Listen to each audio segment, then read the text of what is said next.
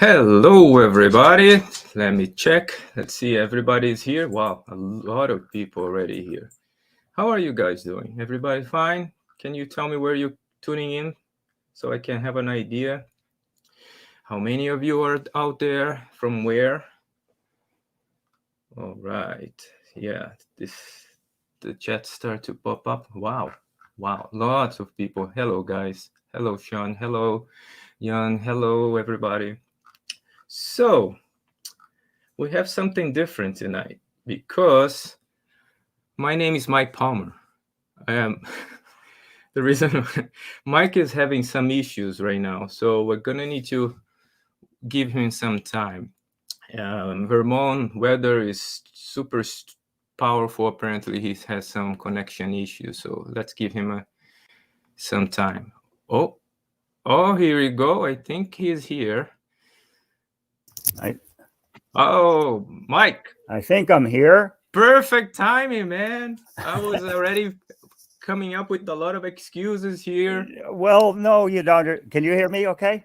Yes. Yeah, okay. You got to understand, I'm not Very a real good. computer person, and then it tells me to re-enter Chrome, and then it wants a password, and then I don't remember, then I have to retrieve it, and then on and on and on and on and on. Anyway. Well, you're here. I'm happy. Hola, amigos. I'm sure everybody at home is happy too. Oh, good. Yeah. Oh, so I was start to be nervous about this, Mike. Yeah, well, you were, huh? Yep. Me too. I was kind of okay. What am I supposed to do? That never happened before. Well, you got to deal with me now, so. Yeah, it's always a special, Mike. Always a special. But it's good to see you, my friend. How are you? I'm great. How are you? I'm kind of warm too. here today. My gosh, it must have been 35 degrees. Oh yeah, Vermont. We're having a heat spell. A real heat spell here. Those conversations are never good with me. I'm Brazilian, so I first time I saw snow was here, and when I have 32 years old. So I'm not used to these numbers. No.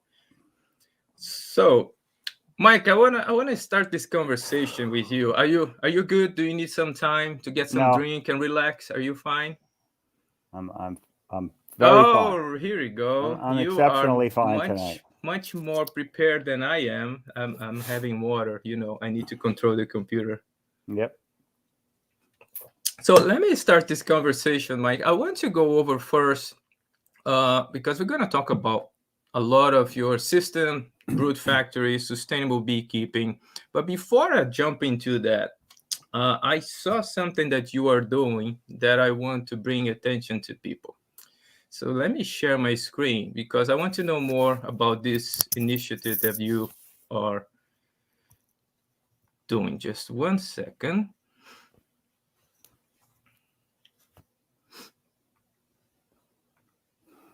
So, what is that about? What is that about? Are you helping people in Mexico? I'm trying. You're trying? Yeah. Let's see. I took my first trip for a beekeeping presentation in must have been 2017, and I went to Veracruz, which is on the Gulf Coast of Mexico, and I was introduced to a school who's some of the kids learn beekeeping. It's a high school. Mm-hmm. They teach agricultural things, beekeeping being one, and they really they don't have a lot of resources. A lot of the suits were ripped up, and the veils had holes, and the gloves had holes, and so I just thought maybe I'd put something together and see if we couldn't get some money for the school to help boost the beekeeping program. That's and nice. So I tried to get 10,000, and I only got 67.50 or something. And I took it down there in 2019, and we presented it to the people and at the school, and my friend Javier, who went to that school. He's now a veterinarian. He went to that school, and he said, the best thing probably would do is give the money directly to the kids. And so he put together a program. Actually, it covered the the beekeeping kids in 2 schools, and the money covered suits and gloves, veils, suit, hive tool, smoker, a beehive with bees. And, that gets them their start. It gives it directly to the kids who need it. And so I'm trying to repeat this. Yeah, Yeah, that's good. Yeah. and maybe this time we can reach 10,000. I see we're over 3,000 already. Yeah, I And don't if know we if you reach saw. enough money, we can help lots of more schools. It's not all going to go to one place. So I mean, you can see these kids; they love their suits, yellow ones Yeah, and yeah, pink ones. I yeah. have more pictures too of the kids getting their equipment and their bees, and it's just this, they only let me put one picture on. So Yeah, that's good. I just want to bring this to the attention of people before our, because I think this kind of initiative is very very nice, and I like to share this kind of thing. they're the people are so appreciative. I really fell in love with Mexico, with people in Mexico. I have so many friends there now. How is the level of Africanization there? The bees are definitely Africanized, but I didn't find them aggressive. So if you look at the combs, Mm-hmm. and the cells are tiny, very, very small. I've never seen honeybee comb cells that small, ever. Yeah. And the bees are smaller. The stingers are smaller. It seems like they have less venom in them. I don't know. I get stung a few times, and it just doesn't hurt as much. Yeah, we never know what But happened, but what they kind of aren't features. aggressive. They're not. I did not. Of course, there's always the smoker dude. And so the smoker dude has to pump smoke on them constantly all the time.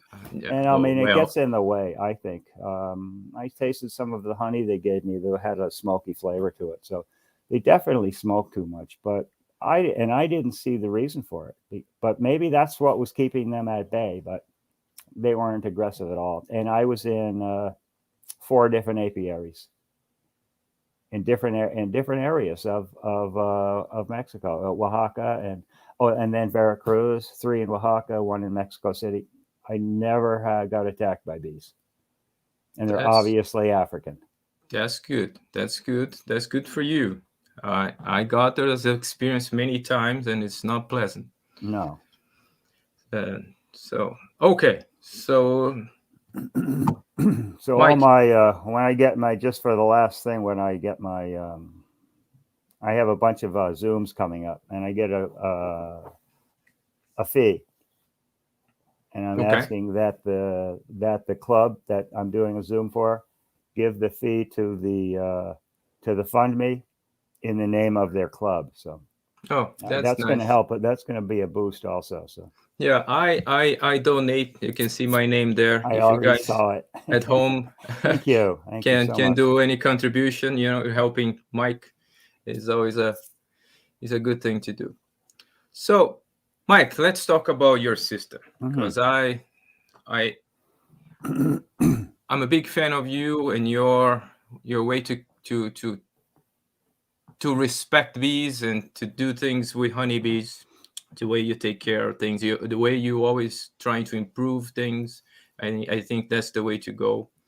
And I'll let you go through your presentation, and then I'll see and I'm gonna be in the chat room seeing what people are saying, and I'm gonna collect some questions from them, and I might interrupt you to put some questions here and there. But let's Okay. go to your presentation so we can get a new overview about the brood factory, and you go from there. You let me know when you need to change Okay.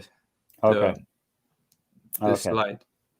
So yes, this is a talk about brood factories. I don't know. I don't have the control of the button, so I'll So just and then you tell me I'll next. let you know when I think, and we may double up. We may repeat. Yeah. I may repeat my anyway. So the brood factory. Go ahead and go for it. Go once. So yeah, there you go. You see, what is a brood factory? Okay, a brood factory is a honeybee hive colony that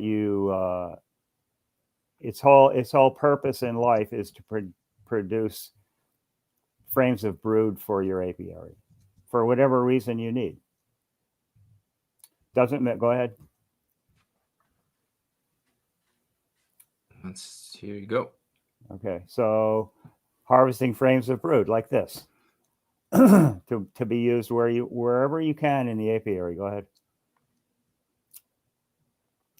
Any style of beehive be used for a brood factory? Yeah, of course. It can be a nucleus colony configuration. It can be a 10-frame, 8-frame Langstroth. It can be a WC or a Smith or a National or a 14 by 12 in England, in the UK. It can be any kind of beehive you want. It has nothing to do with the style of the beehive. Go ahead.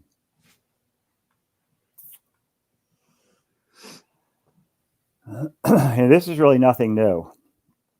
I found in a book written by Lesley Bill called "For the Love of Bees," I believe, written about Brother Adams' trip to look for the Monticola bee.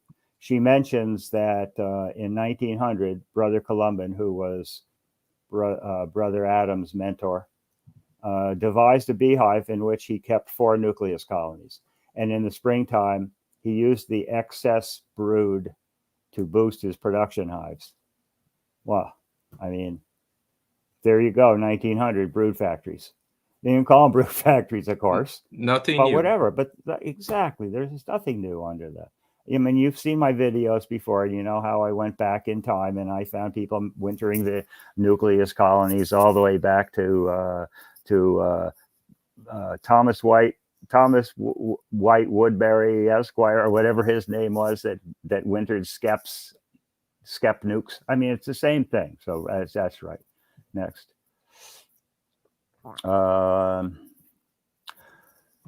So of course, I use nucleus colonies. You know, I've talked about it before.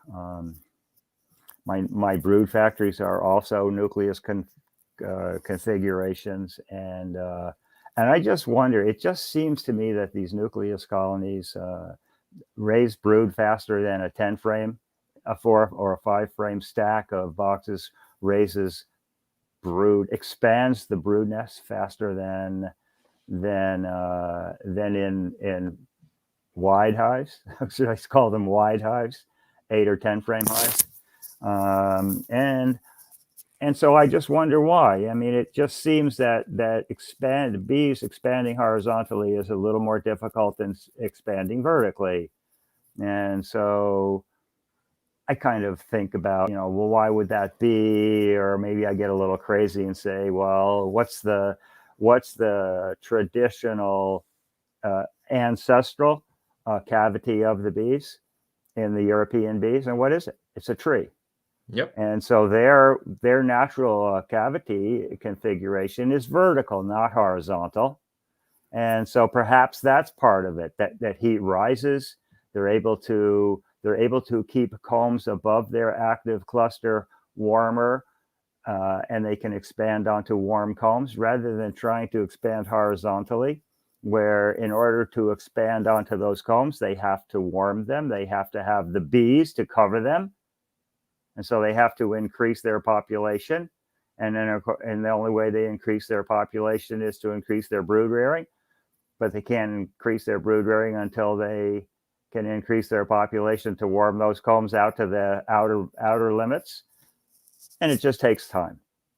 And they do it. Of course they do it. But it just seems to me that bees fill combs of brood faster in a nuke configuration, in a vertical configuration, than in a horizontal. Go ahead. Now, this is a good one. This is one of the reasons I wrote this program, because you spend some time here. Yeah, but when Brushy Mountain was the first to come up here and see what I was doing, and they took my double nuke configuration with the supers on top, and went back and they started constructing what they called at the time resource hives. Okay, well, I don't call them resource hives, but that's good. And then pretty soon, before you know it, every bee supply company out there had resource hives. Okay, good. If people can have access to them and they use them and it helps in their apiary, fine. But there's a difference between, in my opinion, between brood factories and resource hives. You know, all brood factories are resource hives, but all resource hives aren't brood factories. Right? I hope that makes sense. So a resource hive in the traditional manner, as advertised in Zooms I've watched and in magazines, I mean, and catalogs, you have a resource hive and you have a queen in there. And you can use those resources in that resource hive in case you have a beehive in the apiary that gets into trouble. You can save a hive in the apiary with a resource hive in the apiary. So it's basically a one-to-one thing. And I'll tell you, brood factories are way more than a one-to-one thing. Without my brood factories, I would be up the creek without a paddle, I'll tell you right now. I've had so many years in the last 10 when we lost a significant percentage of the operation. And if I would have had to buy bees for replacements, or if I had to have split up my honey production colonies to make replacements, thereby reducing my honey crop, I don't know if I'd still be here. And when you go lose 50% of your bees 2 or 3 times, and it's difficult, and not be a migratory, and not be able to go to somewhere in the south and build bees all winter. That's so yeah. Without the brood factories, they're the building blocks of my apiary. That's how everything that I do is dependent on these healthy, productive brood factories. Go ahead. Well, why not use an 8 or 10 frame hive? Well, of course you can. I already mentioned the vertical versus horizontal expansion. But basically, 8 and 10 frame hives, if you have to be digging those things apart, now they're going to have supers on them. And so you're going to be using these things to maybe to harvest brood. So you got to take the supers off and then take out a bit of brood and then put the supers back on. Well, that gets a lot of work. That's pretty heavy. Now, I guess if you only had a couple in your hive or in your yard and like that, that's not so much. But when you start doing what we're doing, and we have over 100 brood factories, and we're making hundreds of nucleus colonies, and we're making a 1,200 queens, requiring 1,500 cells, or I mean, it's a lot. It's a lot of work, and it's a lot of lifting for a bunch of people. And so anybody in this presentation tonight can handle 4 comb or 5 comb boxes. They're so easy to handle. You can tip them up, you can pick them up, they're great. So 8 and 10s are just too heavy to do this. Next. Mike, just one, I think this come up from Yep. Eric Coestro. Can you see the screen? I can. So just a question. I think we were talking about, but I don't think people got the difference very well. Okay, so the difference between a brood factory and a resource hive. Brood factories are resource hives, obviously, but that doesn't mean that resource hives are brood factories. So pretty much out there in the world, in literature, internet, Zoom meetings, things I've read, you have a resource hive in your apiary. It's got a queen, it's building up. And now you have a hive in the apiary that's in trouble. They need a new queen. They went queenless. They got to draw layer. They got whatever problems they need help. They're getting weak. They need a new queen. So what do? You get rid of the old queen in the weaker hive, and you give them the nucleus colony. That's a resource hive. You've got that resource in your apiary. And that's a one-to-one thing. You have one resource hive, you get to save one colony in the apiary. But with brood factories, I'm removing brood from brood factories constantly. We're constantly setting up cell builders, and we're setting up new nucleus colonies. I'll say it in a few minutes, but think about it. From our brood factories this year, we harvested the resources to make 1,200 queen bees and 352 nucleus colonies. And every bit of it came from brood factories, and not one honey production colony got touched and reduced in population because we had to harvest brood to do what we're doing. That's the difference, in my opinion, between a brood factory, which is producing multiple units of nucleus colonies and cell builders, and a resource, which is a one-to-one deal. I see. Go ahead. So in the brood factory nucleus colony, you have vertical configuration. You have more queens laying on fewer resources, which means I have fewer combs devoted to more queens, which is what you want. You want as many queens as you can, cranking out brood for you. That's what I want. And then the ease of handling. So those are the benefits of the vertical configuration. Next. So what do we do with the brood from brood factories? We boost weak colonies. So if you have weak colonies early in the season, and if you have enough brood factories, you take a frame out of each one of brood and you give it to your weak colony. I used to call them bee bombs, right? You drop a bee bomb on a hive and the thing explodes in population, of course. So if you added enough brood to a weak colony, it's going to be a strong colony. You may need to requeen it, but I'm just saying, as far as population goes, you're correcting the population. You may need to correct the queen. It strengthens cell builders. So we make these awesome cell builders that are just overflowing with nurse bees. And we use them to start nucleus colonies. Okay.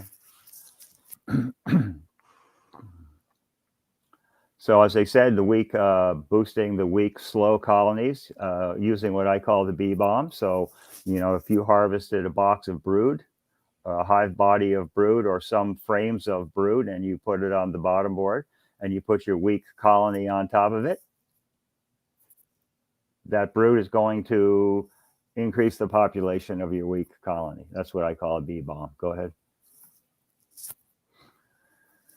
And this is frames of brood we're harvesting, and you give a colony enough of those, and you're going to see a huge increase in population. Go ahead. They got pretty happy. Yeah, they did. And all that brood comes from where? Brood factories. All of it. Go ahead. To strengthen cell builders. Go ahead. We put frames of brood on the green box. Has gone on top of a strong colony, and it's got 7 frames of emerging brood in it, because we want nurse bees as quickly as possible. And 10 days later, we're grafting into this by readjusting it, making this part of it queenless, and putting it on the original stand. We build cell building colonies like this. They're so full of bees that when you have the space in the middle for the grafting to go in the afternoon, you take your graft frame and you put it in that space. Before it's hardly even in there, you can let it go. And there's so many bees in there that they have to move out of the way. And as they move out of the way, it slowly goes down and down and down and down. It's incredible how many bees, but this is what I think takes to make the best cells consistently, is a high population of nurse bees. Go ahead. And where are those nurse bees coming from? Well, the quality of the queen cells obviously depends on the quality of the cell builder and the population of nurse bees making royal jelly. So really, it's all about the royal jelly. Is how much royal jelly can the bees get into those growing cells, so that growing larva has an abundance of food, never going to run out, never going to run short as when it's a pupa. There's jelly left in the cell on day 10 when you harvest the cells. That's what I'm looking for. And the whole operation of growing quality queen cells is Mike, about. is about jelly. Yeah. Talking about nutrition is something that I'm into now, and there is plenty of videos gonna come this year for that. What do you get naturally in Vermont in your location coming in along the year for you? Resources. Yeah, resources. Yeah, pollen, Well, nectar, it starts early, plant resources. but it starts early. It starts with willow and maple, and that's too early for queen rearing anyway. Yeah. And usually our dandelion flow and Mm-hmm. dandelion fruit bloom, which is dandelion and cherries and apples and grapes and whatever, all that kind of stuff, comes about it can be the first week of May until about the third week of May. So that's when we start our cell builders, figuring that's when that dandelion flow is a real kicker, and it can really kick them off into the beginnings of swarm preparations. And so we try to time our first cell builders so that they're going to be queenless, or they have that brood put above them, and so they're hatching brood out, and there's a flow on. And by the time we graft into that, there's a really nice flow on. And then we go through after dandelion fruit bloom would be things like honeysuckle, sumac, right after, or clover. Right after. Right But after. I mean, right after is honeysuckle, and then a few weeks later is, the middle summer things, sumac and and clovers and alfalfa, and those legumes come on. And then about the beginning of July is the basswood flow, the linden flow. And the linden flow goes through till about middle of July. And that's pretty much the end of our summer flow. Then we have an autumn flow. But we time our queen rearing to start at about the dandelion flow and end about the end of the basswood flow. So we're trying to raise queens and make nucleus colonies on a flow all the time. So do you supplement the builders? Do you supplement the bees? On grafting day we give them a can of thin syrup. Okay. And on grafting day we give them a pollen comb. Comb. Okay, natural pollen. It would be, yeah, that's right. It would be right next to the graft. So when we set up the cell builder, we set it up. We make it queenless. We shake the bees from the queen right into the queenless into the cell builder, queenless cell builder through a queen excluder, so we don't snag any queens. And then at that point, we give them a frame of pollen, and leave the space next to it for the graft. And I don't feed pollen substitute. I feed pollen, okay. And we make the comb.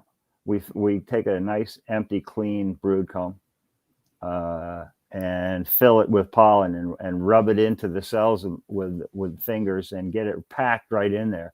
And that's the pollen comb I use.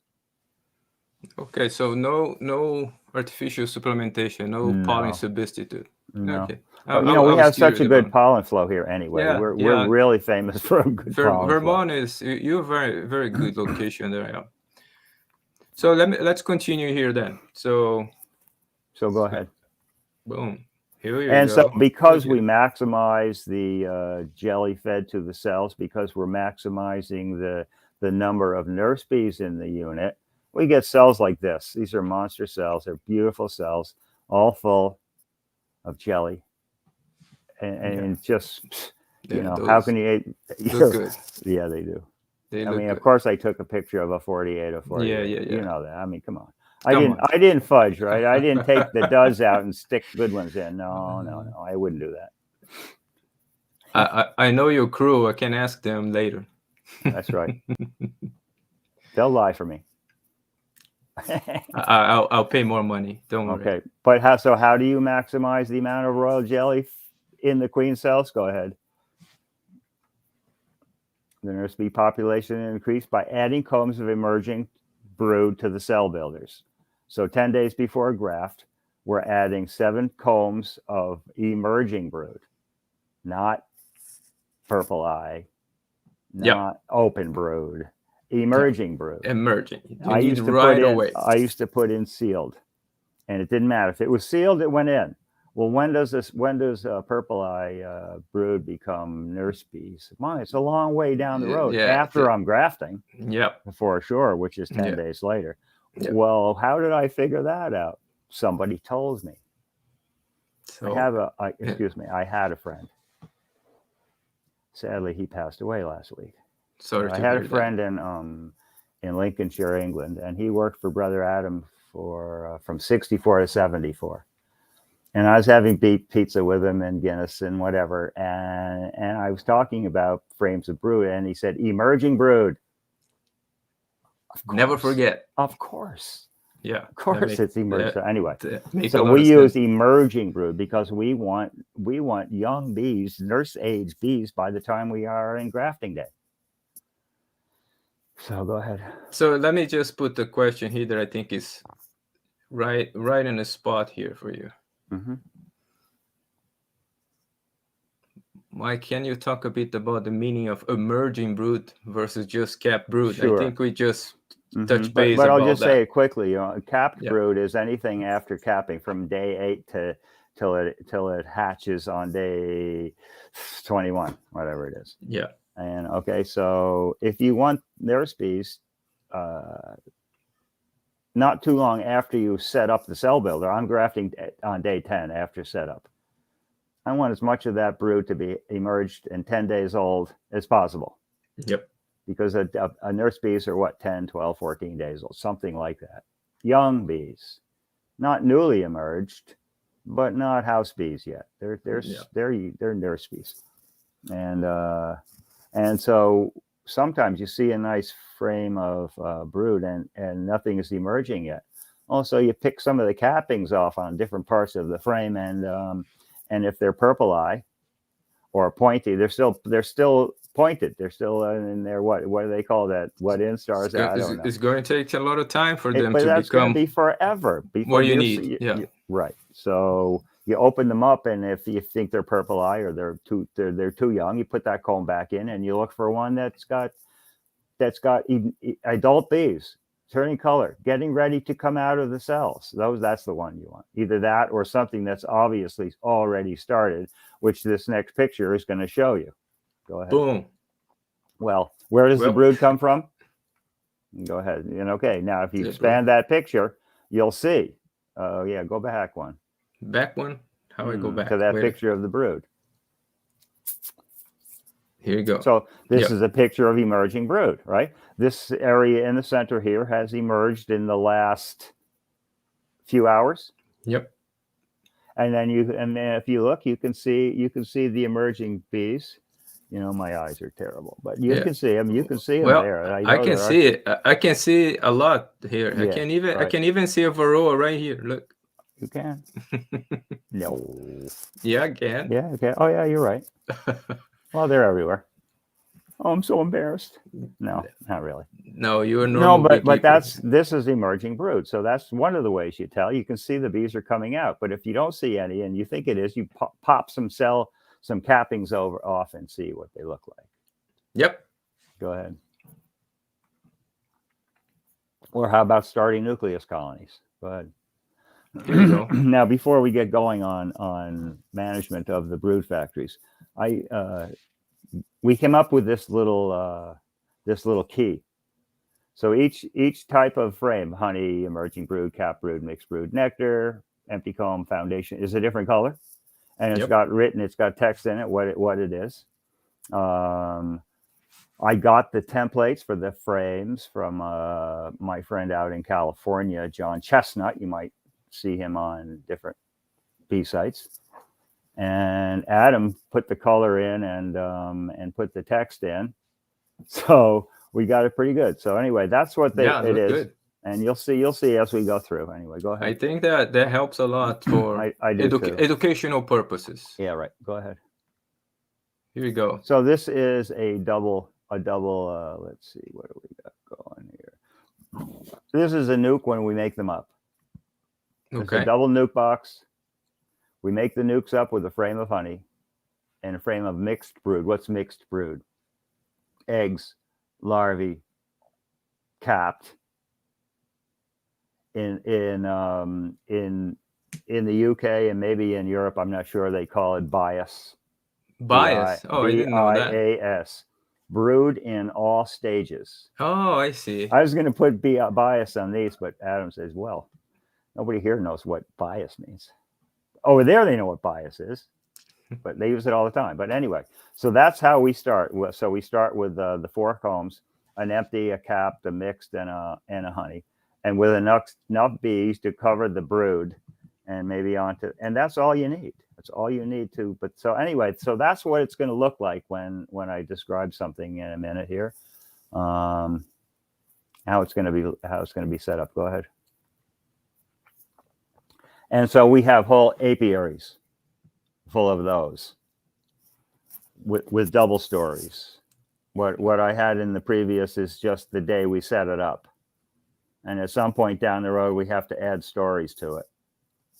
Go ahead. But where does the brood come from to make all these nucleus colonies? Yeah, you got it. Yep. That's where it all comes from. Think of all the brood that we're hatching out, and all the little units, and all the support from my apiary. It all comes from brood factories. Go ahead. So how I got started with brood factories. Oof, let's see. Yeah. Okay, I think we can go to the next one. So I needed brood for starting cell builders and creating nucleus colonies. I started off with Brother Adam's method almost right away, harvesting brood, and to boost cell builders, and then harvesting brood to make nucleus colonies. And then there's different things, different apiaries or whatever colonies I could have used. Go ahead. But where do I obtain that brood? What hives do I use to pull that brood from? Go ahead. Well, I could harvest brood from production hives. Yeah, well, do you want to do that?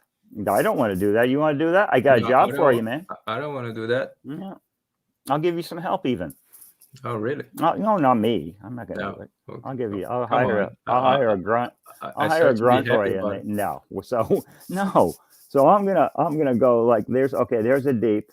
I'm gonna pull a couple frames of bees and brood out of there. So I'm gonna take off 1, 2, 3, 4, 5, 6 supers. I'm gonna take off 6 supers, probably at least 4 of honey, to take out 2 frames of brood so I can put that honey back on there. Now that's not going to happen, but I did do that at first.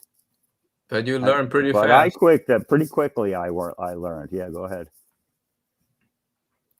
What about sacrificing non-productive hives? So this is what I moved to next. You could imagine pulling brood out of those hives when they got 200 pounds of honey on top. No, that's not going to happen. But what about all these hives? Everybody's got non-productive hives in their apiary. Why can't we sacrifice? Yeah. No, don't just pull some brood out and throw the queen away. She's no good anyway. But just use the resources in that hive. And that was like the first thing I was teaching people. Well, use the non-productive hives. They're nothing to you. They're just spinning their wheels. They're taking up space. And that resource, that brood resource in there, is probably the most valuable resource you have in that apiary, other than the honey crop. So use it. And so that worked very well. But don't forget, when you sacrifice production hives, you're going down in numbers. Well, yes, then you build nucleus colonies and like that. But there is a better way. But go ahead. What about sacrificing the overwintered nucleus colonies that are weak, as the brood source? So this was the old wintering configuration with a movable division board feeder that separated the nucleus colonies and kept, they each had their own entrance, and some would come through strong and some would come through weak. Well, I couldn't find a picture of a really weak one, but anyway, so if you take that strong one out and use it somewhere and move that feeder over to the sidewall and put 4 more additional combs in there, you can let that weaker nucleus colony build onto those combs and then sacrifice the whole thing. You don't want to keep the queen because it was a weak one. It didn't winter as well as the good ones. And so you get rid of her. And I did that for a while. But I started coming up with too many things like chalk brood was the reason that the colony was weak. It wasn't just the queen. There was too many variables. I wasn't getting enough production, enough frames of brood out of these being used as factories. But that's what I had. So I'd take some out of production hives. I'd take some. I'd sacrifice the non-productive colonies. I'd sacrifice the weaker overwintered nuclei, and I still didn't have enough. And that's when I had to go into big production colonies and like that. Had to be a better way than that. Go ahead. What about sacrificing the strong overwintered nuclei as a brood source? Yeah, that would work. That would work. But, you're sacrificing this beautiful unit. That hurts. And you're only almost making it be a 1-to-1 again. Go ahead. So you have strong overwintered nuclei. That's what this is, doubles. And now from these, I built them up in 2011, which is the first year I did this. I built them up, and I've had this slide before, and I know that if people have watched my videos, they've seen this. But in 2011, I had 50 overwintered nucleus colonies, and I gave them extra brood. But from May 9th to June 19th, I harvested frames of brood to make cell builders. And then from about the 16th to the 20th of June till the 20th of July, I harvested the brood to stock 330 nucleus colonies, which is a pretty amazing number. But I will say that I never did that again. I was never able to reach that number again, but there was a reason, because I was sacrificing these nucleus colonies. I was going longer. The July 20th to make nucleus colonies is probably at least 10 days longer. So that's at least another round of brood. And then I was taking them all the way down to nothing. I was sacrificing them at the end of the nuke making season. And so all those resources in those hives that now I overwinter, I made nucleus colonies out of them. Go ahead. So the 50 nucleus colonies were sacrificed. I thought that was wasteful. I thought there was a better idea. So go ahead. So the following year, in 2012, I started with a more conservative and sustainable plan. It's supporting itself. I begin with apiaries of strong nuclei in the spring. Yeah. This is a double nuke box, overwintered, 2 stories high. And I mean, I just sort of this is a sort of an idea of what they would look like. They're not all like this, not everyone. So the top box on the left-hand side had 2 frames of capped brood and 2 honeys. And in the bottom, I had a nectar pollen, a capped brood, a mixed brood, and nectar pollen. Okay. And then the other side had 1, 2, 3, 4, 5 frames of brood. And this one has 1, 2, 3, 4 frames of brood. Okay, they're pretty close, but that's sort of what they would look like when they come out of the winter, when we're ready to add another box, because you can't leave them like this. They're going to explode. Okay, go ahead. And so we add comb to the expanding nuclei. So we're adding another story. And so if we add another story, that means adding 4 more frames of whatever. And so in this case, since it's early in the season, we're going to, for instance, the left-hand nuke, we expand it up. We put in 4 empty combs, 2 here and 2 here.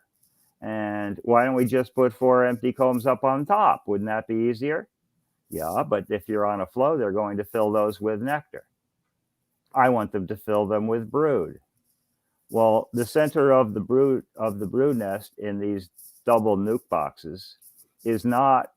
It's, for instance, in the left-hand middle box, you have an empty comb and a capped brood, right? In the middle box, in the center, on the left, you got an empty comb and a capped brood, right? Is that the center of the brood nest? No, actually, the divider is the center of the brood nest in double nucleus colonies. And so those two empty combs are in the center of the brood nest. It's right where she's going to lay. And so she's going to fill them up first. Yeah, sure, there's going to be some nectar up here, but you need a place for the nectar. You're on a flow now. So that's what it would sort of look like. And then you see that the bottom box, I mean, if you went back, you don't have to. If you went back, you see that pretty much the bottom box is the same as it was. And we've just added 4 combs by expanding the box up. So, and I'm not going to go into both of them, and I'm going to eliminate one side now. So we only have to look at one side. Go ahead. Like that. So now we're only going to be looking at one side from now on because it gets too confusing. All right. Okay. And so this is adding comb to the expanding nuclei, which is what I just talked about. Go ahead. And we make whole apiaries full of brood factories, 3-story to begin with. When we're building them up from 2-story, we build them up this way, and we have 3. Sometimes they get wicked strong ones; they need 4. And during that's right. And then now we're going to harvest some brood for cell builders because this is early in the season. It wasn't that long ago we put those empty combs on there. And so this picture is from the previous slide. And that's what it looks like when we added the empty combs. We emptied them on the outside of that top box and against the divider in the middle box. Go ahead. And this is Kate and Tucka pulling brood out of brood factories. Go ahead. And this is frames of brood. This is what we use to hold the brood in a shaker box with a queen excluder. So it's easy transport. Go ahead. And so this is a brood factory, and we're getting ready to pull brood. Go ahead. And you can see I separate the 3 boxes. This is the top. On the left, up above there, on the left is the top, and on the right is the middle. And then, of course, on the bottom on the stand is the bottom box. And I can pull frames of brood out of that middle box, which is the one on the right. I can pull a couple of frames of brood right there, against what would be the divider, and put 2 empty combs in there. Put that back on there, and I got my first 2 combs of brood and bees. I've taken in a couple frames of brood so they won't explode too fast, and I've put back 2 empty combs that queen is going to jump on right away. And we go around from brood factory to brood factory. We have around 100 brood factories, and we pull some from this one. Maybe this one will only give us 1 frame of brood. Maybe we can't even find a frame of emerging in that one. Maybe this one over here is, oh my gosh, there's a queen cell just started. We better pull 3 frames of brood out of that one. And that's what we do. And by the time, in like 2 weeks later, 10, 12 days later, we're back at the beginning of the 100 again, and we pull some more out. And even though we're pulling brood out of them constantly, regularly, periodically, however you want to say it, they're building population. And we can't leave them in 3s. And so pretty soon we're getting them in 4s and 5s, stories high, because they need it. So we're harvesting brood for cell builders. So here it is again. Go ahead, forward one. And so after adding the empty comb is on the left, same picture. And then harvesting emerging brood. So at some point after we added those empty combs, do those empty combs become mixed brood?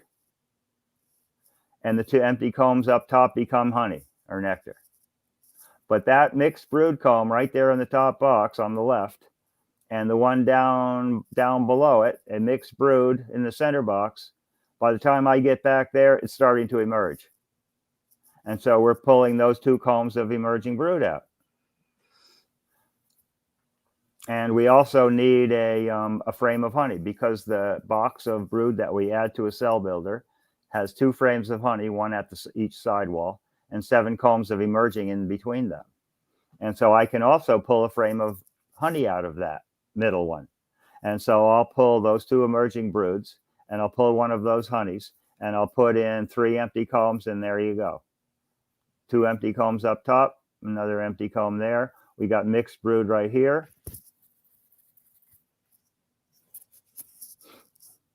And so then that replaces the brood that we just took. Go ahead. Well, what about if we're adding foundation? You know, eventually you're going to run out of combs. And if you just put foundation in the hive, like if you just put it on top, they're going to draw it out and put nectar in it. If you put it on down in the hive somewhere, like on the outsides, they're going to draw it out and put nectar in it. I'm trying to make brood. I'm trying to make combs of brood, and they need they need some more comb. I wish I had an unlimited supply of comb, but I don't. So go ahead. So let's see. So here we have a three-story brood factory. And you see there's all these combs of brood. I mean, look at that. There's 1, 2, 3, 4, 5, 6, 7, 8 frames of brood in this thing now, right? We've got to give it some foundation, and maybe even pull some brood out at the same time, whatever. But we got to give it another box. And so if you just put the box of foundation on top, as I said, they draw it out. So where do you put it? You put it next to the divider. So it has brood above it and below it. And then you put the other 4 foundations above in the top to the outside. So they will put nectar up there. But right here, you have 2 foundations in the middle of the brood nest. And they're going to draw it out. As long as they have room up here to store their nectar, they're going to put brood in those. And that's exactly what I want. And at the same time, there was an emerging comb here. So we took that and we put an empty comb in its place. And the next time around, we did it again. And again, the mixed comb has become emerging and we remove it. The mixed comb down here has become emerging and we remove it. So that's how we're doing. That's how we're progressing. About every 10, 12, 14 days, we're going back to these nucleus colonies. We're pulling emerging brood when we can find it. If they need more room, we give them more room. And this method of putting foundation, not all at once, but scattering it, putting it in like this. My friend Aurelio in Mexico says, he's looking at this and he says, oh, you mean zigzag? And I said, yep. Zigzag is exactly right. Now we call it zigzag. But yes, that's exactly right. Zigzag. You know, it would also probably do well down in here, where if I took this in the left hand third one over, you see there's a capped brood next to that emerging. You see right in there. Well, I could take that out and put an empty comb or a foundation there. And because it's in the center of the brood nest, if it's foundation, they're going to draw that out and put brood in it. Go ahead. And so this is a brood factory yard, and you can see they're all 4s, and some of them are 5s. I mean, they just keep building up and up and up. And they're making honey all the time. The top box or 2 is full of honey. We'll take 25 or 50 pounds of honey off of some of these. I winter them in 3. So anything above 3, hopefully that top box is going to be honey. So we're going to take that off. Now, sometimes we leave it on because they don't have enough down below. Or sometimes we give it back to somebody else because they don't have enough either. But How many total you keep? Brood factories? Yes, brood factories. Somewhere a little bit over 100 of them. To support how many other colonies? We caged 1,200 queens this year, and we made 352 nucleus colonies. Of the nucleus colonies that we made, 352, 4 rejected their first queen. So it happens. You know, it happens. 4 out of 352. Yeah. I get nothing to whine about, that's for sure. And then you give them a queen within, say, 12 days before the virgin emerges. Cut the cells, put the new one in, they take her. So, Yep. but, but anyway, this is what I mean. People want to keep their nucleus colonies, say, in doubles, in 2 stories. You can't do that. You cannot do that. I mean, if I wasn't pulling brood out of these things periodically, and they'd be 6 or 7, they'd still swarm. I mean, I know folks that have had them, 4 hives maybe, with a queen excluder and several supers on top, and they still swarm. They just get so crowded down below. But by pulling brood and putting empty comb or whatever foundation right in the center of the brood nest, I mean, it must be like a huge relief. It must be like the whole colony's going, we finally have room, because it slows them down. I mean, if we're on time, they don't swarm. Okay, go ahead. And then once mated queens are caged and ready to go, we can start making nucleus colonies. So our first queen catch is on the 13th of June. And so on the 14th or 15th, we start making cells for nucleus colonies for the year. And we make nucleus colonies until around the 10th of July. And then whatever queens are left, we use those for requeening the operation wherever we need new queens. We don't requeen everything. That's ridiculous. But we requeen colonies that need new queens. They underperformers, nukes, brood factories that have a 2-year-old queen. Well, she's still doing great. But boy, next spring, she might not be. And she may be alive. She may be making frames of brood, but not fast enough for me. And it slows it down, and we can't get any brood out of that until June or something, But with younger queens, it's better. Go ahead. And so then we begin making nucleus colonies. And so these are our nukes that we've built up. We've built them up into 5 stories. And now we're going to start taking nucleus colonies out of these. And remember, each nucleus colony gets a honey and a mixed brood and a capped brood and an empty comb. So if you went through here and you picked out, there's 4 combs of honey right there. Boom. Over here, excuse me. Boom. Take 4 combs of honey out. You got 4 nuke boxes. 1, 2, 3, 4. You need some mixed brood. So you take a frame of mixed brood there, and maybe a frame of mixed brood there, and that one goes there and there, and maybe you get a capped and a capped. Well, then you got to stop because you don't want to take so much that they dwindle. So then you go to the next one on the other side of the divider, and you pull up, and so pretty soon you're filling all these empty nuke boxes with a honey and a mixed and a capped and an empty comb, and the bees to cover it. And when you get done, you take them to an apiary. We have dedicated nuke apiaries, a lot of them, and we put them down, and we put the queen in right then. Pull the cork on the candy end, put the queen in. Done. We made 352 that way. In, oh geez, 2, 3, less than a month. But we want to get them made in the sweet spot. The sweet spot is middle of June till July 1st, 4th, somewhere right in there, because they'll have enough time to build a population, and then the basswood is still on, and they can harvest enough nectar with that population to draw a foundation. And after the 4th of July, approximately, by the time they have enough bees to draw the foundation they have, the flow is done.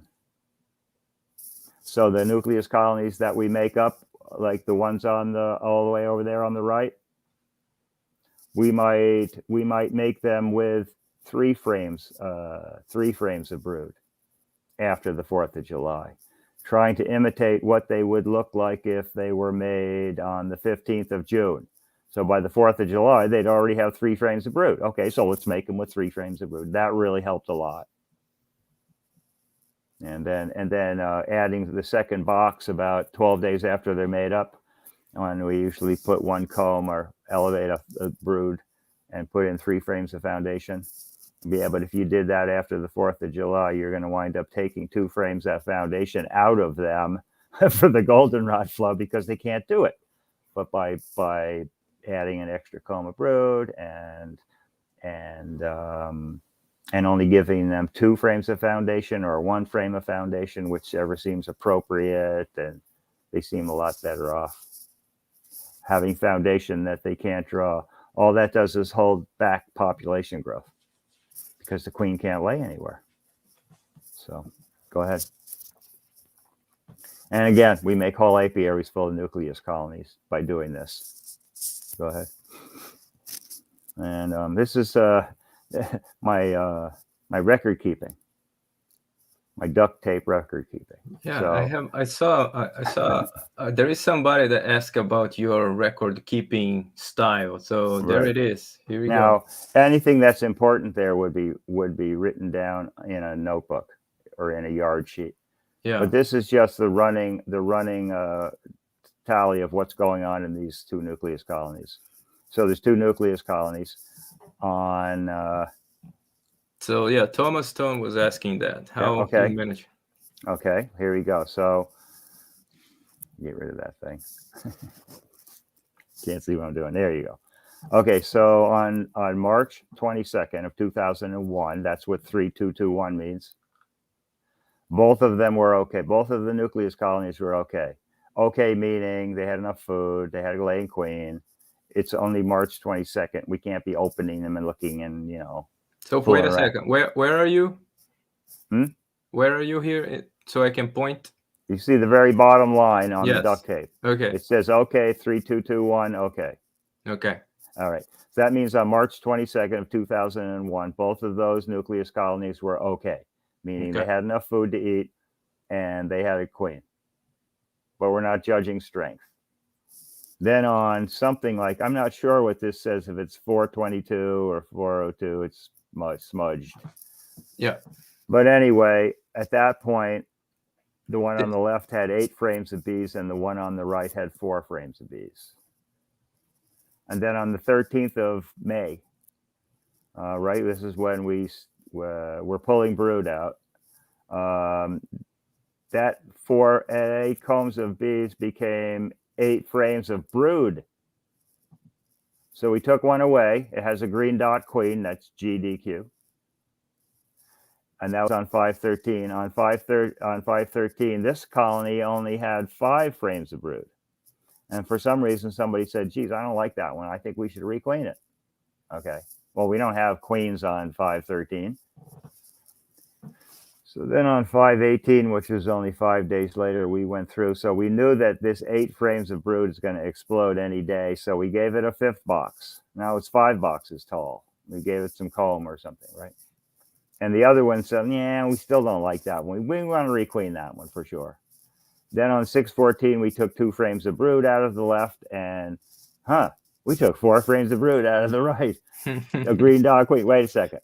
Maybe we don't really need to requeen this thing, Yep. And then on 623, we took 3 frames of brood out of it and a frame of honey out of the left and 3 frames of brood and a frame of honey out of the right. So now we're really going, right? So 623, now we're making nukes. So 3 frames of brood is like a nuke and a half with a frame of honey. It's almost a nuke and a half right there, and a nuke and a half right there. And then on 705, now we're trying to knock these bees down to where I like to be before our winter build back up again. And so we took a nuke and a half on 705. Well, that's probably a nuke and a half of three combs of brood nukes because it's 705 already.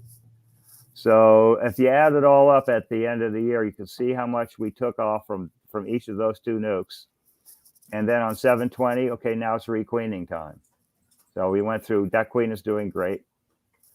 Came over here, well, all right, let's requeen that one. So we requeened that one on the 20th. We killed the queen. We gave them an 8421, which means it's a daughter of breeder 84, and she was mated in 21. That's all that means.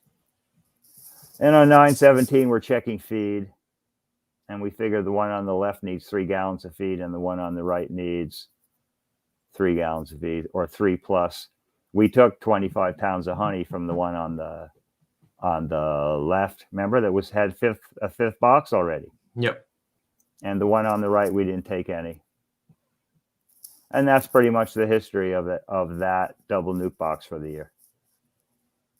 Now, if I had taken everything, if I'd taken them right down when we're making these nukes on 705 and 710 and whatever, I took them right down to the ground, got rid of the whole thing, I'd make a lot more nukes, but I wouldn't have my brood factories overwintering, and I have to start them every year again. I like them to be perennial. Go ahead.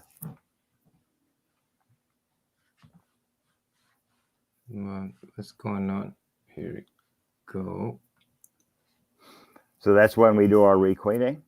Once we get our nukes made, and we use push-in cages entirely for requeening when we're pulling a laying queen out of a hive, whether it's a production hive or a nucleus colony. If it's a laying queen, we use a push-in cage to introduce the new one.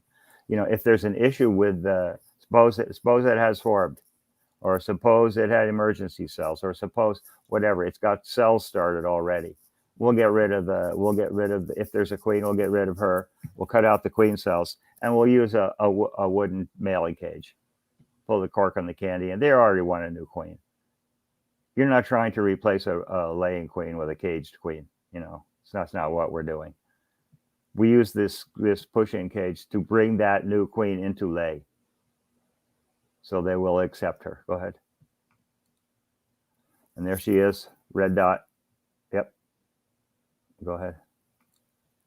We put that cage over emerging brood with no bees. Little nectar and emerging brood. That brood emerges for 4 days. We leave it in there, on her under there. That brood emerges. They've never seen a queen. They love that queen.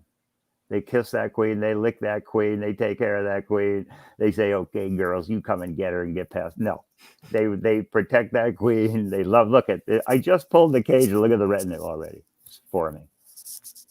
She's already been introduced. She's been accepted. She's laying. That's what we do. Anyway, go ahead. So after making nucleus colonies, you might look something like this four story. And I'm trying to get it, I'm going to, I want to winter them in 3. And so the goldenrod flow continues to this brood and these two in this middle box. They're gonna fill that with goldenrod, and then you might have as much as 2 boxes of honey on top, capped honey. And in that one before where it said I took 30 pounds of honey off, or 25 pounds of honey off, that's what happened. I took the top. Yeah, I gotta adjust myself here. I took the top box off, and we got 25 pounds. And then in order to feed them, my gosh, all you got to do is pick up these boxes and heft them and say, to fill that up, I need X. To fill that up, I need X. And you see, and that's where that 3 plus or a 3 number comes from. Go ahead. So that one is ready for harvest. And we harvest the top box.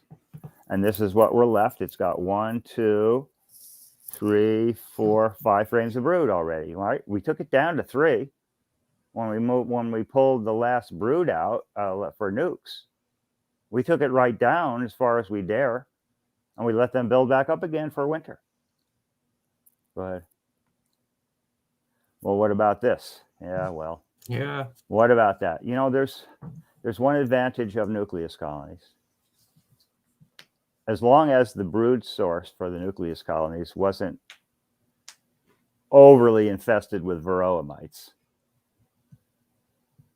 the bees seem to outbreed the varroa mites.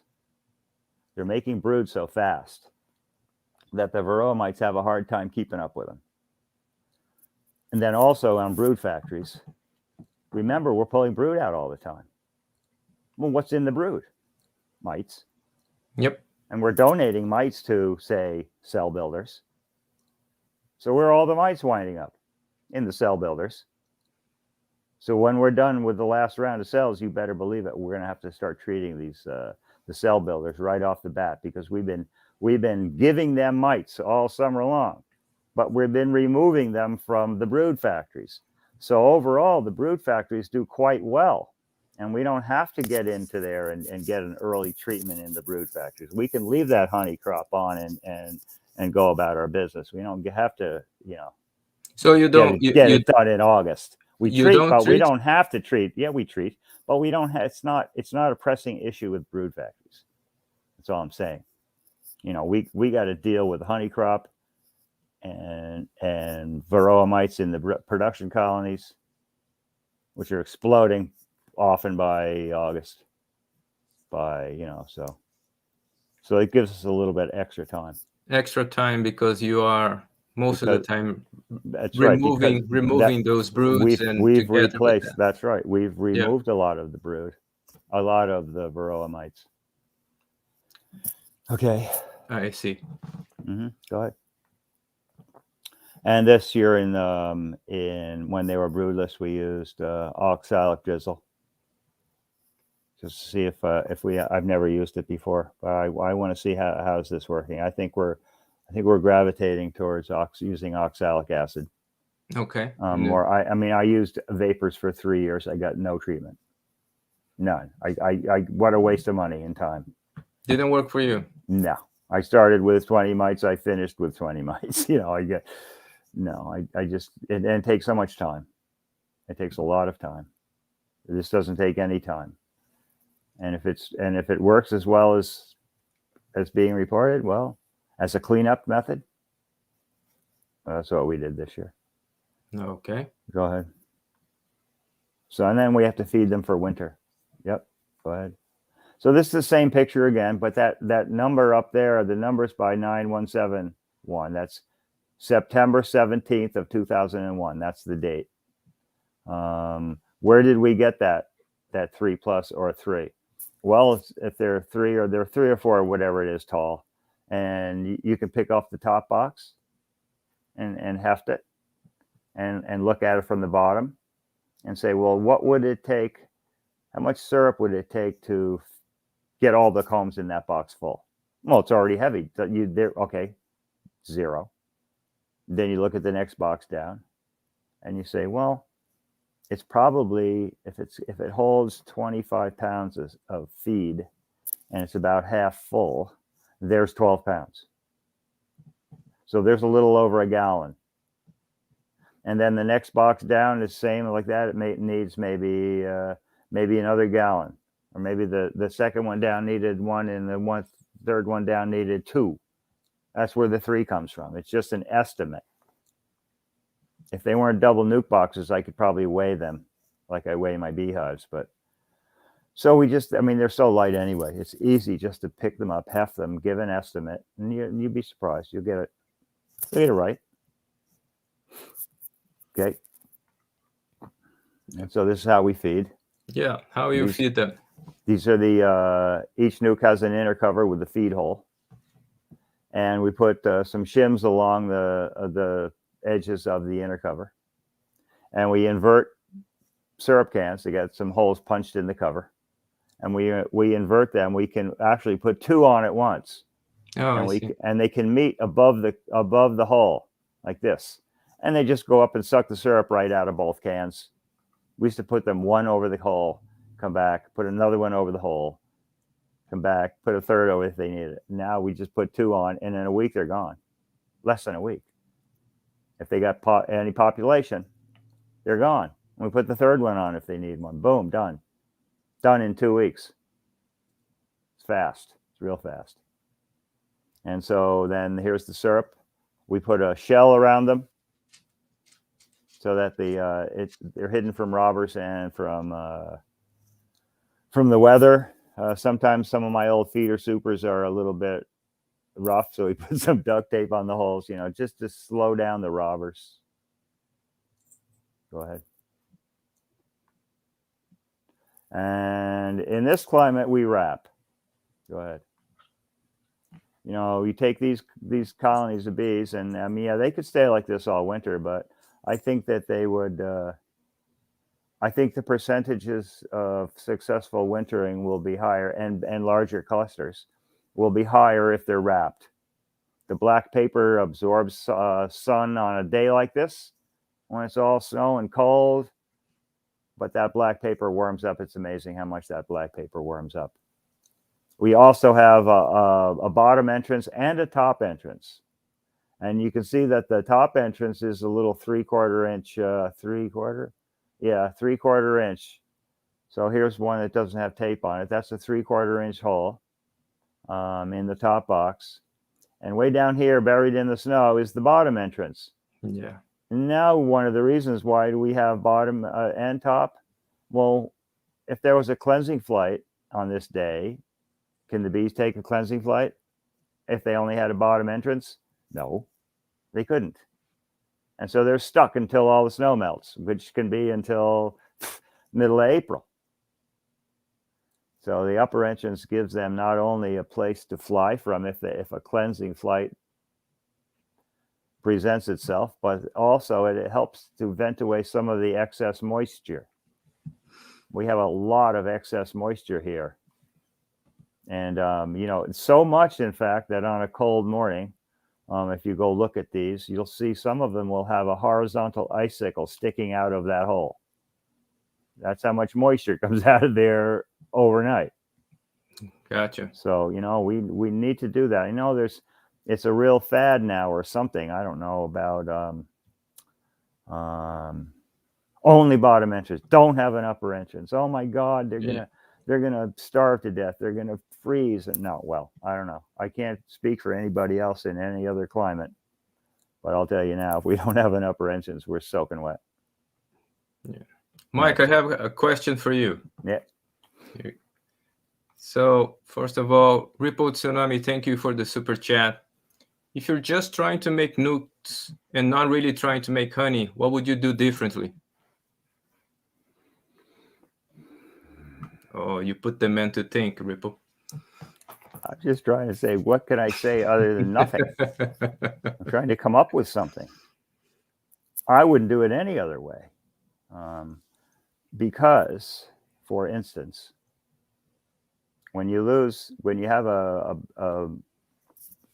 big operation, 700, I don't know, it's not enormous, and you lose half your bees. And that doesn't mean the half left are any good. I mean, there's weak ones there too. And you're relying on a honey crop. What are you going to do? Buy bees? Well, now you've just sunk yourself twice. Your bees have died. You can't make any honey, and you're spending all your money on new bees. Well, that doesn't make a lot of sense when you can raise them yourself. That's the goal, right? So the dead hives are replaced with nucleus colonies that you raised the summer before. You never have to buy any bees. Of course, you make nucleus colonies. That's all you want to make. But wouldn't you take a honey crop if you could make a honey crop? I would. I sell a lot of nukes, but I make a lot more income from the honey when I make a honey crop than I do from selling nucleus colonies. So it all works together, That's the part of the sustainable part of the thing come from. That's right. The whole thing. I have a slide in my other program about it's a triangle. I call it a triad. The production colonies are making nucleus colonies, or the production colonies are providing breeding stock to the mating operation, and the mating operation is providing queens to the nucleus colonies, and the nucleus colonies are supporting the production hives, and the whole thing operates together. And you need all three legs of that triangle to make it successful. Mike, in the last 10 years, what have changed from the system that you started? There is something that in the last 2 years you start to use more for whatever reason? What would that be? Something related with some changes in the weather around you, or I would say one of the bigger changes that we've made are adding a brood box of combs to the growing nucleus colonies. About, say, between basswood, the end of basswood, and the beginning of goldenrod. Beginning of basswood ends around the 15th of July, and goldenrod starts around the 10th of August. And goldenrod can be a huge flow, but also it gets very hot at that time, and it's difficult. I spent years trying to figure out how to keep these bees in the box, and I lost so many to absconding and swarming and like that. Finally, I figured out if I take 4 empty combs in a box, and I have one of these new expanding nucleus colonies that's growing, and I need to add room to them, I'll take the top box off and put that box of empty combs on and put that top box back on. And now you've got 4 empty combs in the middle of her brood nest, and they're all going, what the heck happened? And they give up the absconding and swarming. So that's one of the main things we've done in the last 10 years, I would say.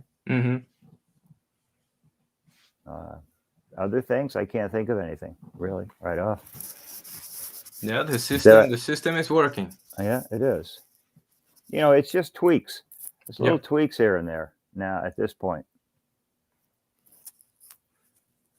Getting enough help to do the work, getting back in time, not having so much else to do with everybody that we didn't get back to those in time, or wow, we get too busy and we forgot the super one 1 yard. Oh no. It's just I know we do the same kind of silly things. Oh Lord. So go ahead. Hey Mary, thank you very much for the super chat. That really helps to keep these videos coming for you guys. And I'm gonna use part of this money to donate to mite, to the Mexican fundraising there. Is that good? Yeah, that's thank really you, good. guys. Thank that's you. Really good. Next slide. Here we go. Look so at this is actually a brood factory yard. This is my main brood factory yard. This is in the cell building yard. So the colony to the very far left is a cell builder, and if you went way to the left, you'd see all the cell building hives. And these are all brood factories. And so when we're setting up cell builders, all we have to do is carry the brood from the cell builders and put it on the brood factories, and give it to the cell builders. We don't have to put it on the truck. We don't have to carry it anywhere. It's right there. Boom. Go ahead. And here's we're wrapping some nucleus colonies, leaving the upper entrance open,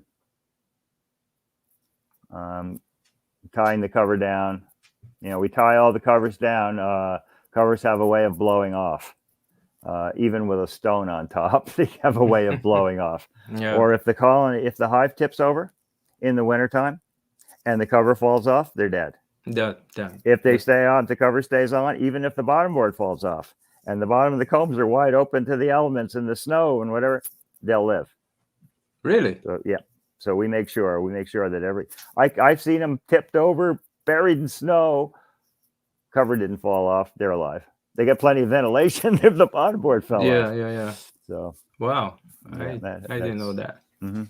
Well, you don't keep bees in this climate. It's a crazy climate to keep bees. No, it is. Okay, next picture. And so, I mean, what did we wrap this a minute ago? And it's a cold day. Yep. In 1 minute, the bees are looking out already. It's already getting warm. The black is heating up. They're looking out and say, okay, what's going on? There goes the neighborhood. Yeah.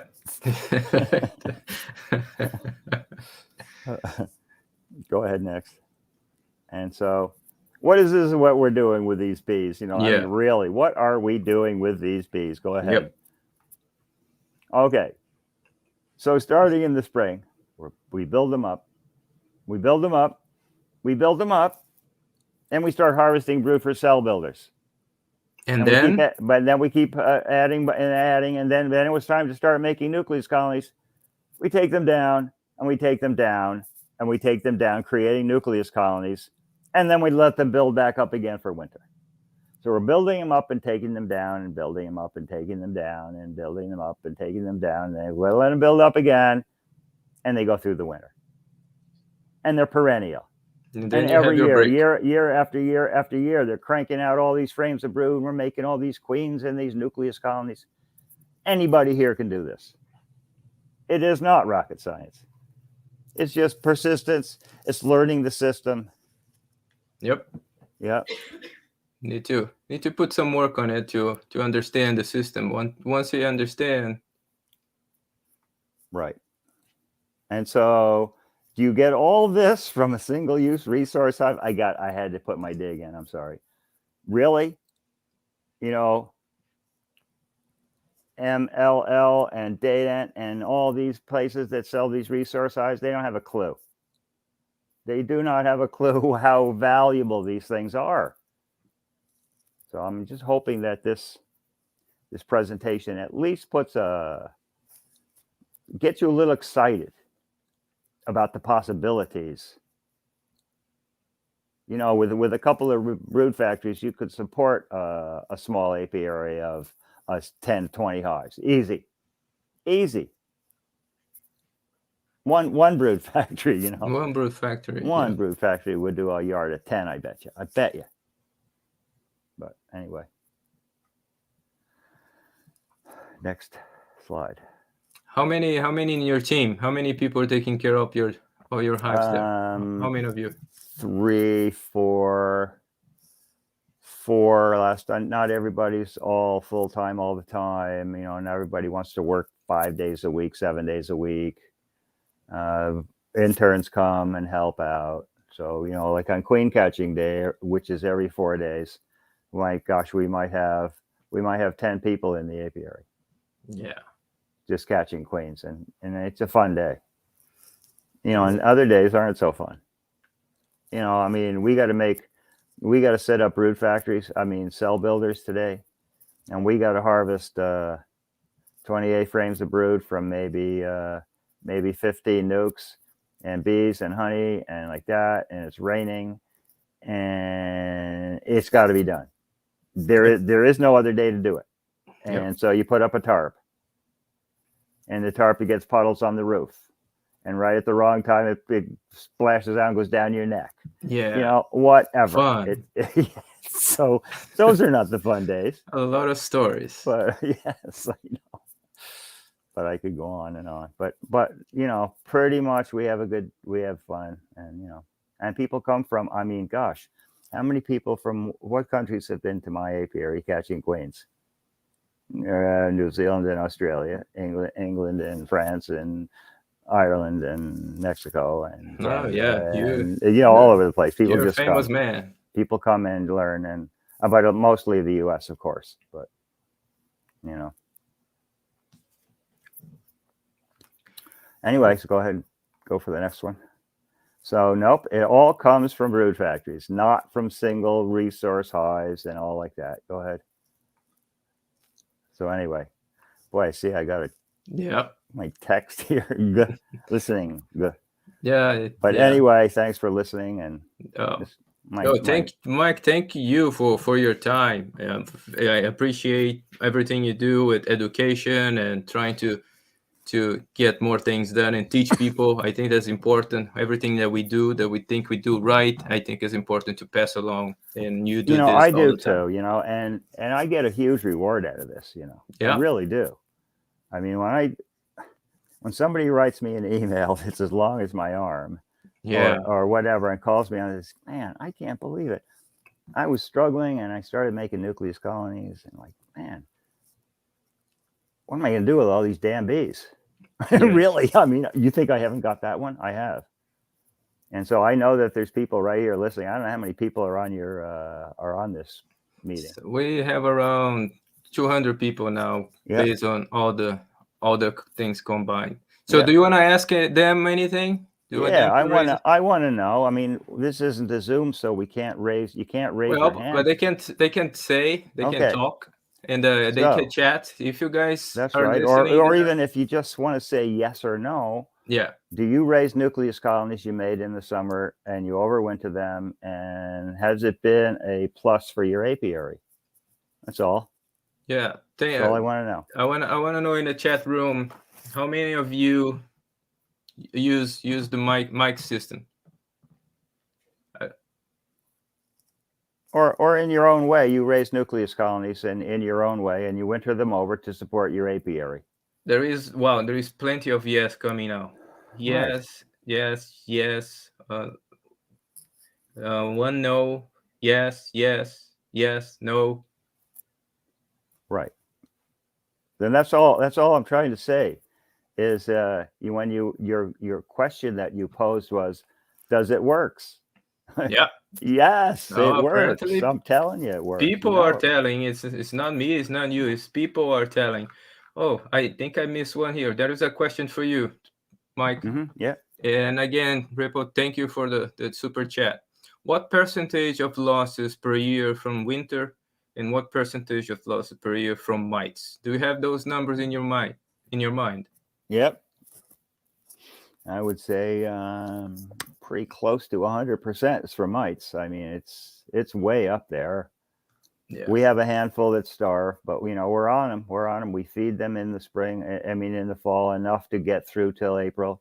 Some use more than others, so we might have to put a little fondant on them. So the starvation rate is very low. We have some queen issues, of course. There's some percentage, some degree of queen loss, of course. There's a bear once in a while, there's people out there, and there's like different like that. But by far, the biggest loss is varroa mite. I'm glad you said that, because sometimes I go places that people say, no, I don't have any mites. And Right. I have losses. And well, you don't see them. I mean, they're not. I just turn around. I don't have the patience anymore. No, I just turn don't around either. and go other places. That's why I quit some of the chat rooms on the internet. Nobody wants to listen anymore. So. Yeah. Well, so if you guys have questions, I think that's the time. Mike, you do have some time for some questions? Absolutely. All right, fantastic. Let's see what you guys have in mind, because there's so many comments here, and I think you guys are gonna need to ask again, because I was following Mike. Everybody's saying thank you, Mike. You are the best. People love you. Yeah, some people like a wine and some people don't. So that's true. So apparently you prefer some beer. Oh yeah, for sure, absolutely. Yeah. A nice IPA I have tonight, made in my own town. All right. So I think I found a question here. Whoop, boom. Mike, would you say double nukes produce more brood than if you put them in a separate regular boxes? Yeah, I really do think they do. As I said earlier in the talk, that I think that they fill brood faster, frames of brood faster, in that vertical configuration when the combs right above the active brood rearing cluster are warm. They're already warm. They don't have to go out to the outer edges. And so it's you think it's temperature management. So they spend much less energy taking care of the environment around them because it's less space, so they can control better. I do think that. Yeah. And also they're in double nuke boxes. Yep. And so to some degree at least they help heat each other. I mean, there's that divider, and it's surprising in the spring, in the early spring, when it's still cold out, and you pull the inner cover off a nice nuke, and it's in a semicircular pattern cluster against the divider, right? But when you pull the inner cover off the other side, that one's in a semicircle too. But guess what? They're a circle. They're in a circle with a piece of wood between them. Yeah, and that must help. That must help heat in some way. I know the social environment, the social bees, and what they can do. If you give them isolation and let them control the the environment they have, they can do amazing things. And I cannot say it right now, but wait until this year. You guys gonna have surprises. I'm working with some guys that have really good things to show about this. How the bees can control everything if you just give them isolation. It's gonna be fun. So let me see more questions here, Mike. Oh Jesus, guys are working too fast in their questions. I can't keep up. Okay, here you go. Are you working towards a treatment-free apiary? God, is that a goal? Isn't that the goal of everybody? Of course it is.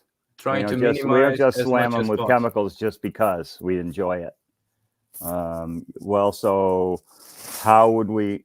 How are we going to do this? I've been battling Varroa for what, 30 years? Yeah, almost 40 now. Breeding and VSH and all this, and sampling, and sampling is difficult, and to find it that it somehow means something. You can find some pattern, or it doesn't seem like there is one. So anyway, we're running a breeding program with the university bee lab. The bee lab. We got a nice SARE grant to get us going. With Samantha? With Samantha, yes. And this summer was the first summer, and we selected 64 possible breeders. Okay. And we ran tests with them, nosema and virus loads and frozen brood assay, and keep track of production and how many frames of bees they had when they came out of winter, each one. And then we had 64. We've lost some. We can't treat them, so some of them crashed immediately, or midsummer they're gone. But then there's other ones that are very hygienic and very low mite loads. Maintaining a 0 or a 1. How long is it been going? Just this summer was the first. This past summer. So when you now, have more time, I'll bring Samantha. This takes years. So a 3-year SARE grant isn't close to being enough time. But it's a number one. It's getting on the path towards something. Who knows what? But it's also training a tech team at the University of Vermont bee lab. Yeah. So that they can then maybe do this for other people. And maybe charge a fee, maybe have a fee for their time. I don't know, but it's not just about trying to come up with the perfect bee. But anyway, so we've had a really good some really good news. Kara Wagoner is going to let us use the unhealthy brood odor assay. Yeah. Oh my God! Adam and I are jumping up right? jumping up and down, holding hands, going Yahoo! If you guys at home doesn't know what we're talking about, I make a video about Dr. Kara research, and she was able to isolate some compounds that help us beekeepers to select for varroa sensitive behavior. So and I put these two teams together, and apparently we're going to have some results from this interaction. I mean, there haven't been a lot of things that have come along that are encouraging in the last 20 years. Yeah, that's there was a video I saw in 2013 at the National Honey Show by Ricarda Cather called Ghosts in the Hive. And she figured out that varroa mites take on the odors of the hive or the bees or whatever it is, and they aren't recognized as intruders. Yep. Incredible. All right. And then Sam Ramsey's talk, of course, about fat bodies. Oh my God, didn't that blow us all away?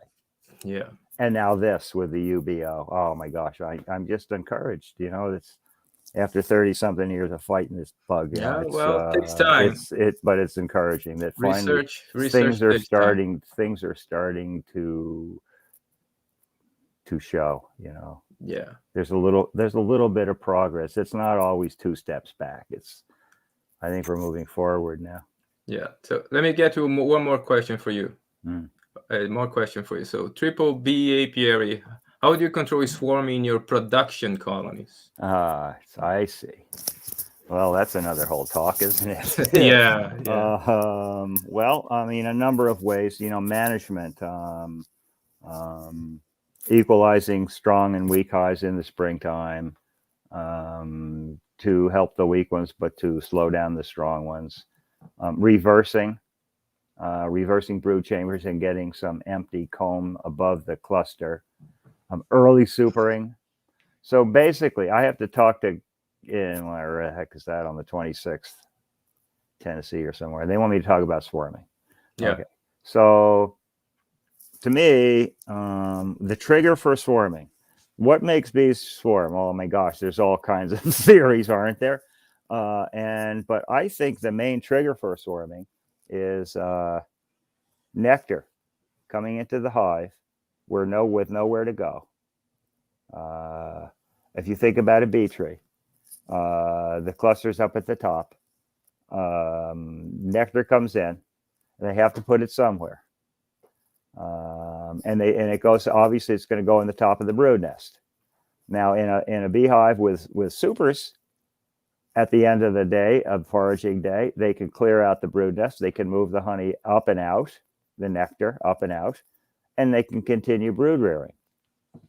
But when there's no supers on, or you're in a tree or whatever, there is no moving it up or out.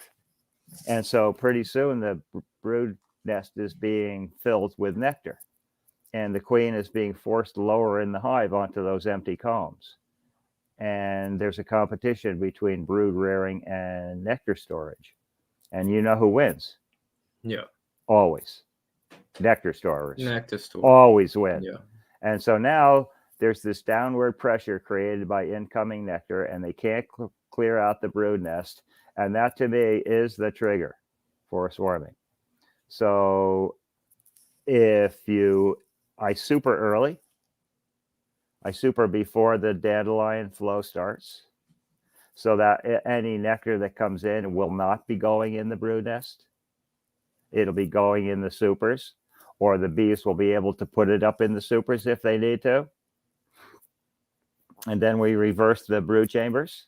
So if you have a brood box, 2 or 3 boxes high is the brood chamber, and then you have a couple of supers on top. Okay, so they started putting the dandelion up above the brood nest, because the brood nest is located in the top of the hive, the top of the brood nest, the brood chamber. But the bottom box is rather empty, lots of empty cells. So if you reverse the order of the boxes, you've put empty cells above the active queen rearing cluster, brood rearing cluster, right? yep. And then, so first you did that with supers, and the queen was able to move up. And then you reverse the brood chambers, and the queen is able to move up. So that downward pressure from incoming nectar is reduced or eliminated. And that is the trigger, since that's the trigger, that downward pressure of incoming nectar, that reduces a lot of the swarming. Now, I'm not saying that every colony is going to respond positively to all this. Some will go on and try to swarm anyway. Okay, so maybe those are the ones you have to take a split out of and be a little more drastic in your swarm control. What I'm trying to say is you don't go out and split every hive you have so that nobody will swarm, because there's plenty of colonies out there that are very strong, very productive, and they never start a queen cell. That's because the propensity to swarm is genetic. And so not only are you doing mechanical things to your hives, hopefully you're selecting breeding stock from colonies that show a lower propensity to swarm. And I think that's one of the problems right now with beekeepers and swarming, is that they're buying in stock that's unselected. They're not being selected for a lower propensity to swarm. I don't think that's part of the selection process anymore. I think if it's a bug that lays an egg, then they ship it. I mean, to me, There's a lot to say there. Yeah, there is. I know that, and it's okay. Then somebody will say, well, it's how crowded the nurse bees are, or how crowded the hive is, or they're so crowded that the bees can't get their little queen pill every day. The bees have to have a little queen pill all the time because they know she's there. Well, if it gets so crowded that she's not spreading the pills around, they don't get it and they get nervous. That's another thing. But there's lots of reasons for swarming. But I think, if first off, if you're going to, we pretty much have to do a mechanical thing, some kind of handling of the bees. And other than splitting, I'm a honey producer. If I split my hive, well, there went my honey crop. So sure as if they had swarmed. At least I get to have the split if it wasn't a swarm. But I think you can manage your bees and not have them swarm. Mike, question for you. This is. Ha! I don't. Yeah. I do not buy. I have not bought a queen, and I mean, I bought a couple of breeders from Harbo just to see what his VSH would do. Or just for genetics, right? If you buy something, to try something new. Just to check it out. I've traded breeder queens with other breeder people, and just see, well, what do you got and what do I got? And yeah, I'm never happy. I'm so damn fussy. I'm never happy. But when they sting the crap out of me, I mean, they're done. Well, they're done. I don't need their bees. Unless and there's a lot of them out there. Oh my God, there's a lot of them out there that are like that. Yeah, I know. So people also asking, do you teach? Like, people want to learn from you. Yeah, well, so I've got my videos. Yeah. I try to do these YouTubes with people. People do come as interns. People do come as interns and spend a day or a few days or whatever. Some come queen catching day. Some whatever. Yeah, sure. Yeah, we do. We have to be careful. Yeah, we have to be careful. We can't have too much of a crowd, because then we can't get anything done. How you guys feel that if I stop by in Vermont and make an online course with this gentleman right there? How you guys feel about that? That's a project. I would love to do that. That would be fun. That would be fun. Let's think about that. Okay. Oh, that's for you. Look, Mike, this is for you. How you feel when you hear things like that? Mike is the reason we nukes. Yeah, for sure. And that's my reward, Mel. I'm telling you. Yeah. That's what I get out of this. When I see the light bulbs go on in somebody's eyes, wow, yeah, I get it now. And then they do it. And what, funny story, just a quick something. When I started this, talking about this, was 2006. And it was at a Massachusetts meeting. And I didn't know what a PowerPoint was. I didn't know how to make a PowerPoint. I just stood up and talked. And there was a line. The front row was a bunch of old men. I call them the grumpy old men. And you know what? I'm saying, you winter these nucleus colonies, and they're like, grumpy. You can't winter nucleus colonies. We know what we're doing. We know what it takes to winter a hive of bees, Okay, whatever. But who listened? Was the beginners. And the beginners started wintering nucleus colonies. And the grumpy old men saw their bees. And, where the hell did you get these bees? Oh, I wintered them. I made them myself. You wintered those over? Those were nucleus colonies? Really? Next time I went back to that club, the grumpy old men were sitting in the front yard with pads of paper and pencils and taking notes. That was only 3 or 4 years. Good. And so, sometimes it takes showing by example is the way to go. You can tell people, you can beat them over the head, but you show them by example. And then as soon as some people started, that's how it happened. And now so many people are doing this around the world. So many people are doing this. It's wow. And in Mexico, South America, they call it el método. El método. El método, the method. Super. Yeah, good to hear that. That happens all the time, Mike. I saw a couple experiences. I think this is a natural thing from human beings. The youngers are not, with ideas. They are more open mind. Like in Florida now, I see three different operations being bought out by young people that just they're exploding with. They're learning from many different areas, many different methods, and they start to buy out the old grumpy man. Yeah. Right. Well, you know, when I started going to bee meetings, I was 20 something, and the average age at bee meetings it was always men. There were no women at the bee meetings. They went off on the ladies' auxiliary trip to shopping, right? And then the average age must have been 70. And now things have changed. And now there's women. There's young people. I mean, half and half women. There's young people coming in, and they actually we have something for them. We actually teach them something instead of some grumpy old man talking about how they kill a bear. You know, somebody's actually in. And now I'm one of the grumpy old men. You know, I mean, I don't know. I'm 73 next week. You know, 73. Whatever. Okay. Whatever. I'm still full of it. I wish I'm gonna be that sharp when I'm 73. But anyway, yeah, this has just been such a reward in the last I don't know how many years, 15 years of teaching this. I don't know. This is exactly what I wanted to do. And good. Keep doing, man. You're doing great. And keep with your beer there. IPA, is that an IPA? Yeah, a nice IPA. Yeah. Well, it is a double. It's a double. But you know what? I mean, I started this at 6:30. So I mean, I haven't had that much. So yeah, because you are talking a lot. Well, I can't drink and talk at the same time. That's true. Let's see what Amy has to say. Do you always trap pollen fresh, or do you ever use frozen? IPA, yum, yum, yum, yum. I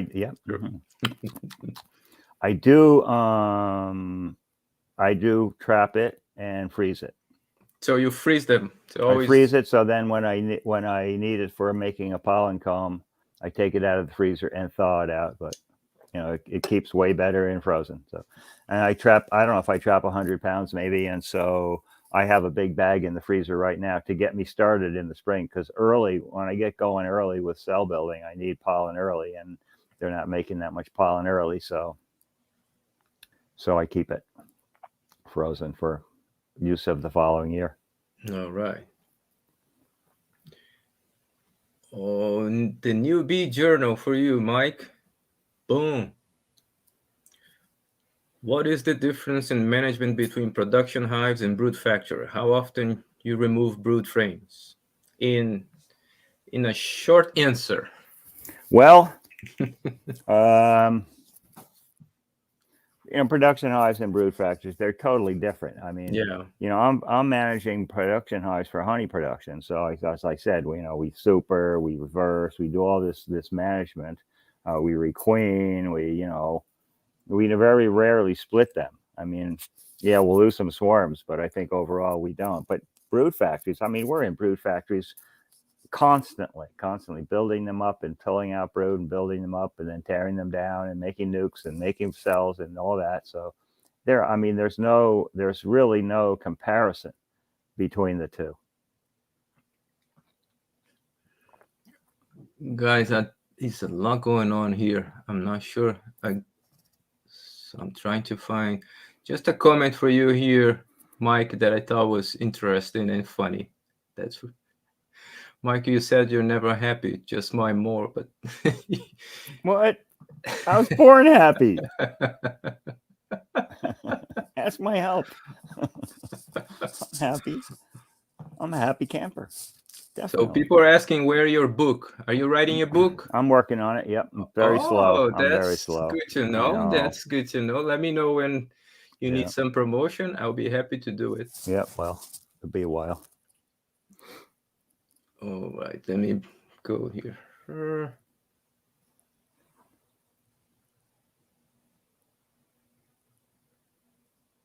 Let me see. Okay. That's why these things exist, I guess, because it's easy. Okay, Thomas, thank you for the super chat. See? Yes, there you go. Yeah, here we go. That works. Yeah. That's exactly what it is. Because I really want to get that sharp when I'm 73. Mike. Well, you don't see me looking for things and being confused. Where did I put that damn pencil? I know I had it here a second. Oh, it's in my ear. That's Yep. right. Okay. All right. Let me see if I can find more questions here. Mary A. I might have missed this. How many boxes do you typically have on these brood factories? Well, for wintering, 3. And then as soon as they start building in the spring, May, we're putting a 4th on.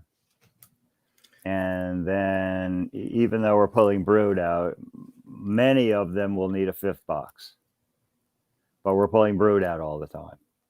So if you are pulling brood out all the time, I mean, don't be surprised if you get up into the 4 and 5 story nukes.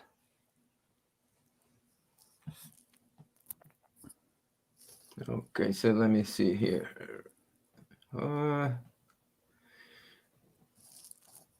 Can you wait a second? More. Why? If anybody at home is watching from Facebook, I'm not sure I'm receiving your questions. There's something in the system here.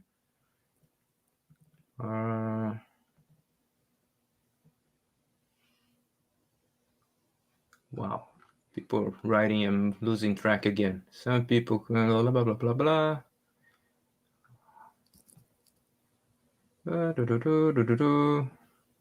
Mike, do you have jokes?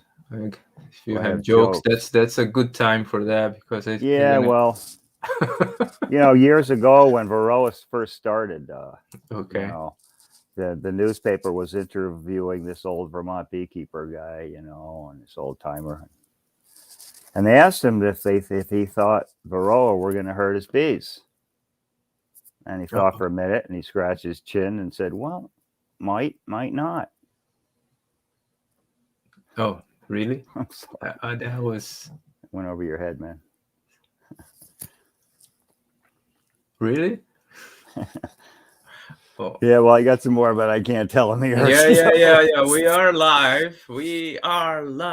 So, tritone WR. Some people claim success with only management. Can you elaborate on local stock and the successes you can have with locally raised stock? Well, I think it's the only way. It's the only path forward that we're going to have. If you're buying stock from far away places, all you're doing is asking for troubles, and you're buying everybody else's issues, and and so you go buy all these queens, and you got all these colonies with somebody else's stock from far away places, and you got a nice one, that winters well. I mean, I am a local. So, I mean, I always ask people, if I'm talking about raising queens, does anybody here in the audience have a beehive that's their favorite beehive, and it goes on year after year, and they don't have to do a whole lot of management. You might treat for, you don't have to feed it, they don't swarm, so many things that are perfect about that hive. And what, you're going to requeen it? Really? With something that you bought? Really? When you've got the perfect queen right there in your apiary that you should be raising queens from, right there. Are you kidding? Yep. And that's the beginning of it right there. That's the beginning of it. And my when I first started raising queens, my first breeders were something I got from height camps, some carniolan, hygienic carniolans from California. And I used to buy 100 at a time. And man, some of those were so awesome. And finally, when I decided to raise queens, I started raising queens, and it was like instantaneous. Seriously, instantaneous. The quality of the queens that I raised from those top breeders, from those beautiful hives, and I didn't know nothing about queen breeding and nothing. I just took the best and I raised queens from it, and oh my God, I knew nothing. This is the way to go. I'm a strong, if I need to give one advice for people, it's local selection. Local selection. You know you can't control all the variables, but the bees can when they are The problem selected is locally. do you have anything to select from? And you may not have anything. You may have 4 hives of bees. Yeah, yeah, that's a Okay, so different what? story. So what do? So you try to find somebody in the local that's having success and they're raising from locally selected stock. And yeah, but they never have queens when I want them in May because they Oh, can't have them until June. I want them yeah. in. I want them at the end of April. Well, change your plan. Start raising your, instead of making splits in the spring when you need April or early May raised queens, start raising your cells, your nucleus colonies in June, right? In June, later in June, when local breeders, when local queen raisers would have queens available. Now, because you asking them for them, they're going to raise them, and more people ask, and they'll raise more queens. And now the queens are available in the middle of June when you need them for making your nucleus colonies from locally raised stock. And I'm talking about the north here. I'm not talking about in the south when you can raise queens, not all year long, but close. All right, Mike. How can we contact you for internship? FrenchHillApiary.com. What's your my address would be michael.lowe.palmer. Michael.lowe, L-O-W-E, .palmer at gmail.com. okay? And we can talk. All right. You guys got it? I hope you got it. Can you repeat one more time, Mike? Michael. Dot. Lowe, L-O-W-E, .palmer at gmail.com. Here we go. Now you're gonna receive emails. Oh yeah. All right. Let's see what we got here.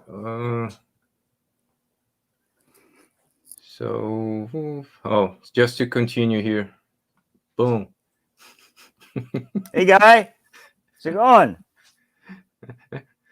See? People like your jokes. Yeah, good. Well, I'm glad this guy does. I mean, he's important to please. I got to keep him happy. Yes. Yeah. But it's very easy to make. Canadians are very, very happy people. So that's easy. Are you speaking in any conference in 2023? Conferences. Let's see. I think the first one I'm going to go to is probably this year. I haven't been for 2 years. It's been a while.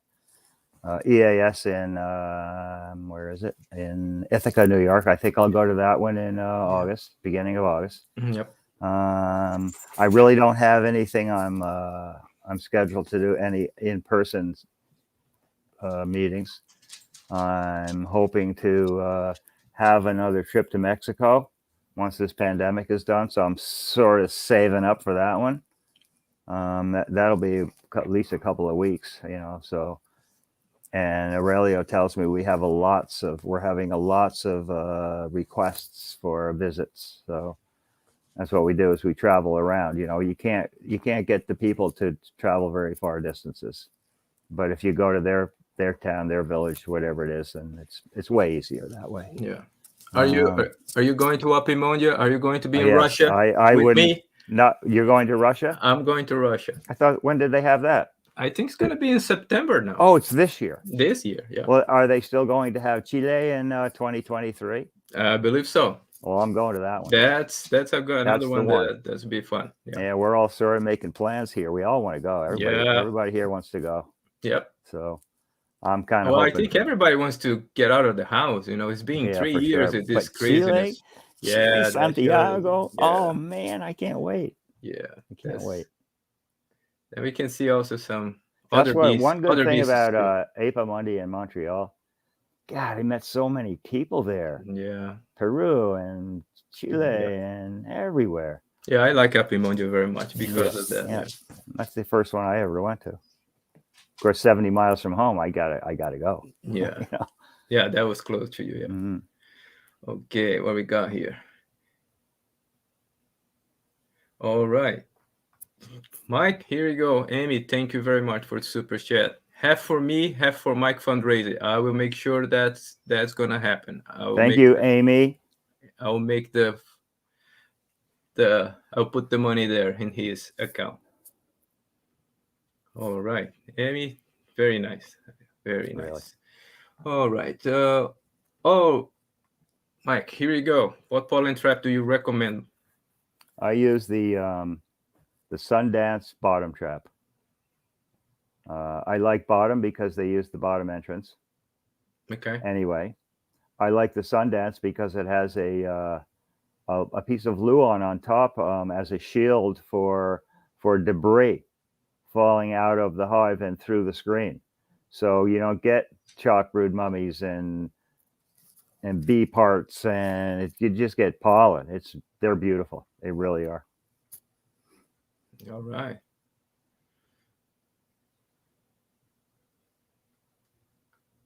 Oh.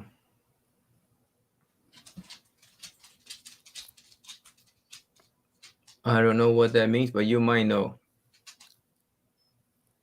No, unfortunately. What meat the cow? Umberto, I had a Hereford cow. Okay. I used to have a herd, and she was our last calf. Oh. And she was going to die. Her mother's bag was so gigantic that the teats were on the ground.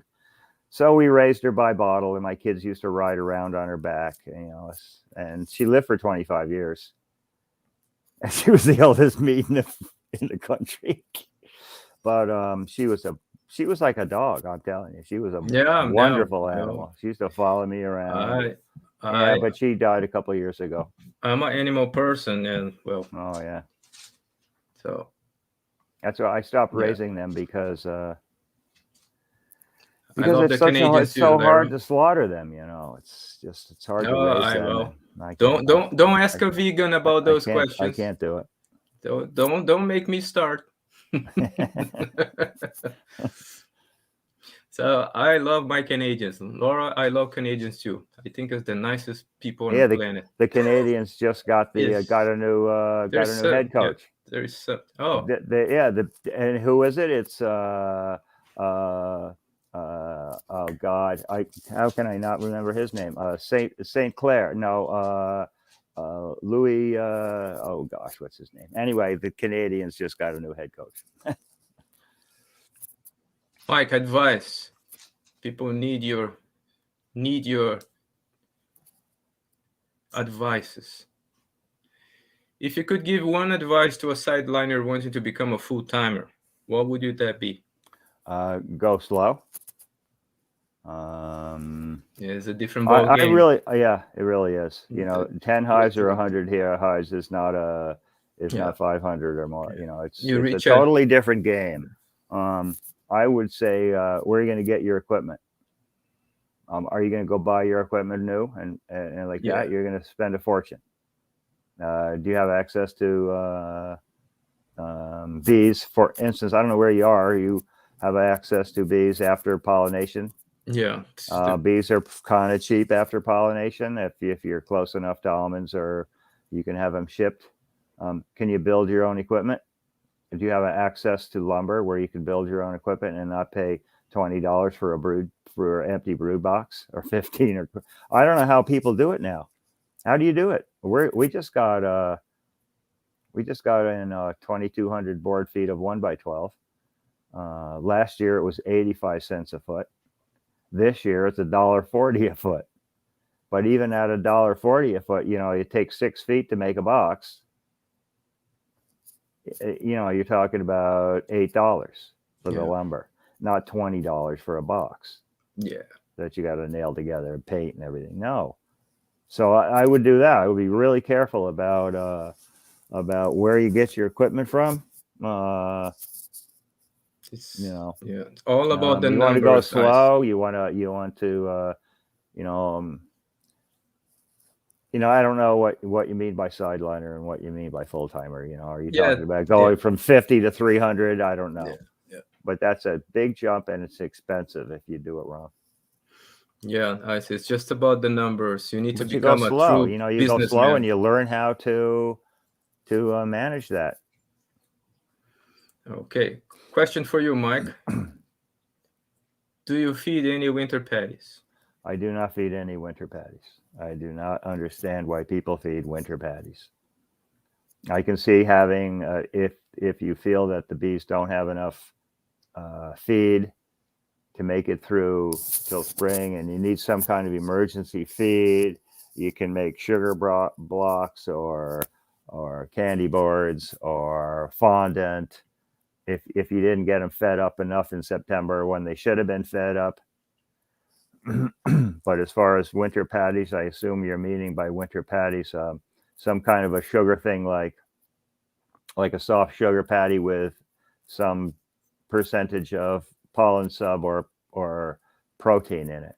Yeah. Well, why? Why do you need to feed bees protein in the wintertime? Wintertime, they need carbohydrates. They don't need protein. They don't need solids plugging up their guts with indigestibles. I don't see the advantage of feeding anything with any degree of pollen in it, protein in it for winter. They've got protein, and when they need protein, there's hopefully there's stored pollen in there from the autumn. But if there's not, then you give them pollen sub or whatever you give them in the spring once they start to brood, but not in the winter time. I don't know. That's my opinion. All right. A little invitation from Malaysia for you. Salim Ooh. Khan is asking you to go there. I would love to. Yeah, me too. My brother used to go to Malaysia quite a lot, and I think that blue butterfly right there is from Malaysia. Yeah. Doesn't that say Malaysia on it? Yep. Yeah, he gave me all these butterflies from Malaysia. So I got a little bit of Malaysia right above my head. Right. There we can see it. Well, another question. Jonathan Bennett. Mike, what do you think of apiary double nukes? I've never used an apamade double nuke, so these are. I'm assuming that these are. I think that the Turkish polystyrene. Yeah, the Turkish material. Right. Or are they plastic? Or are they hard plastic on the outside? I don't know. Like I said, I can't afford to be buying things like this. I make my own. Everything I have is made my own self. I don't. Oh, that's a good one here. What about the drones? What about the drones? What about the drones? Well, they're out there. Yeah, they have to So in my mating yard, we're surrounded by my apiaries, and so my drones. I'm assuming that that's the drones you're talking about that I use in the breeding program. I have several apiaries surrounding my mating apiaries, which are real close together, and so that's where I'm getting drones from. I tried the isolated mating apiary, and drive an hour and 2 hours to get there and 2 hours to get home and catch queens all day. And no, that's not going to work. So I think, and is it really possible to be isolated anymore? I mean, if you're isolated, you're in a place where the bees can't be anyway. And so I would rather flood the area with my own drones. And so, I mean, I'll even, if you're close enough, I'll give you queens or sell you queens, and if you're going to buy nukes, buy them from me. And so I try to maintain an area that's reasonably isolated, but forget about it. I know 3 miles from my mating yard, there's a guy that brings in bees from Georgia. He goes to almonds, and don't get me going. Okay. Yeah. All right. So here's the name you missed. So the Canadian. Yeah, there you go. Here you go. Martin Saint Louis. Yeah. Yes, thank you. Yeah, he just got the job. He was on the news tonight. Yeah. Oh, I agree with this statement. Okay, probably read 40 books now, which top 5. Oh, that's interesting. Mike, 5 books. If you need to recommend 5 books. Ooh, can I get 5? Let's see. Number one, I would say honey farming by um, oh Jesus Christ! I hate my mind. Like I said, you say I'm doing pretty good for 73, but I can't remember things. Now you make me feel bad because Uh, I don't have 50 and I'm Manly, forgetting. I don't know R O names, so R O B, not Rob, but ROB Manley, Manley. okay. Honey farming. Of course, Brother Adams books.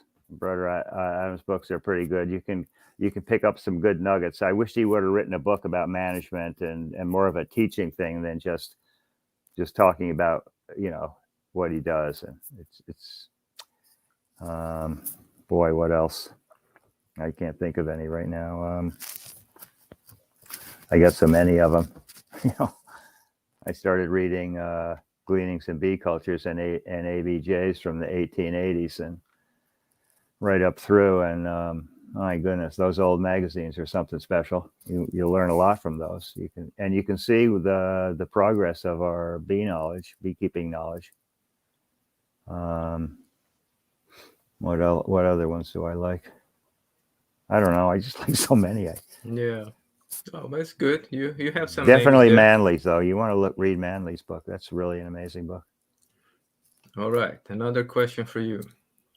I think I know the answer of this one, but Adrias, thank you for the super chat. Have you ever used this I have not. instrumental insemination? It's intriguing. I've only ever used open mating and selection from production hives, and but two people that work for me are getting into it. Mm-hmm. They're gonna maybe try some this summer. I hope they do. They try some this summer.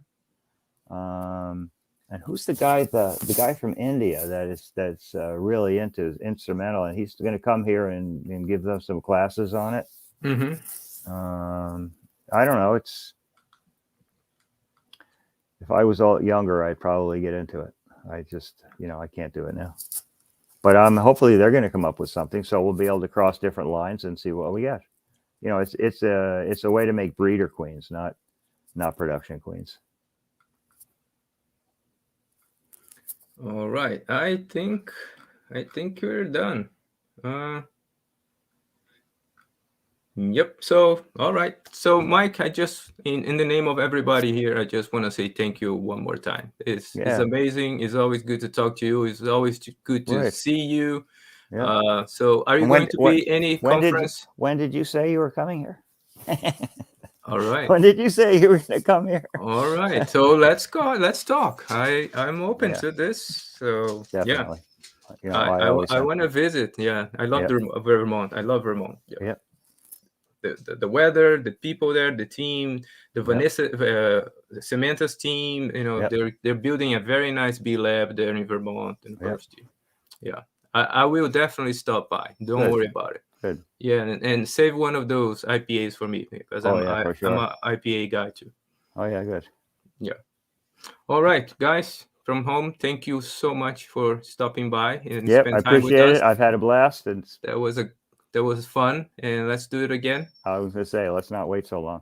Yeah, let's do it again. All right. All right. Thank you, guys. Take care, guys. Take care. Bye bye. Yeah.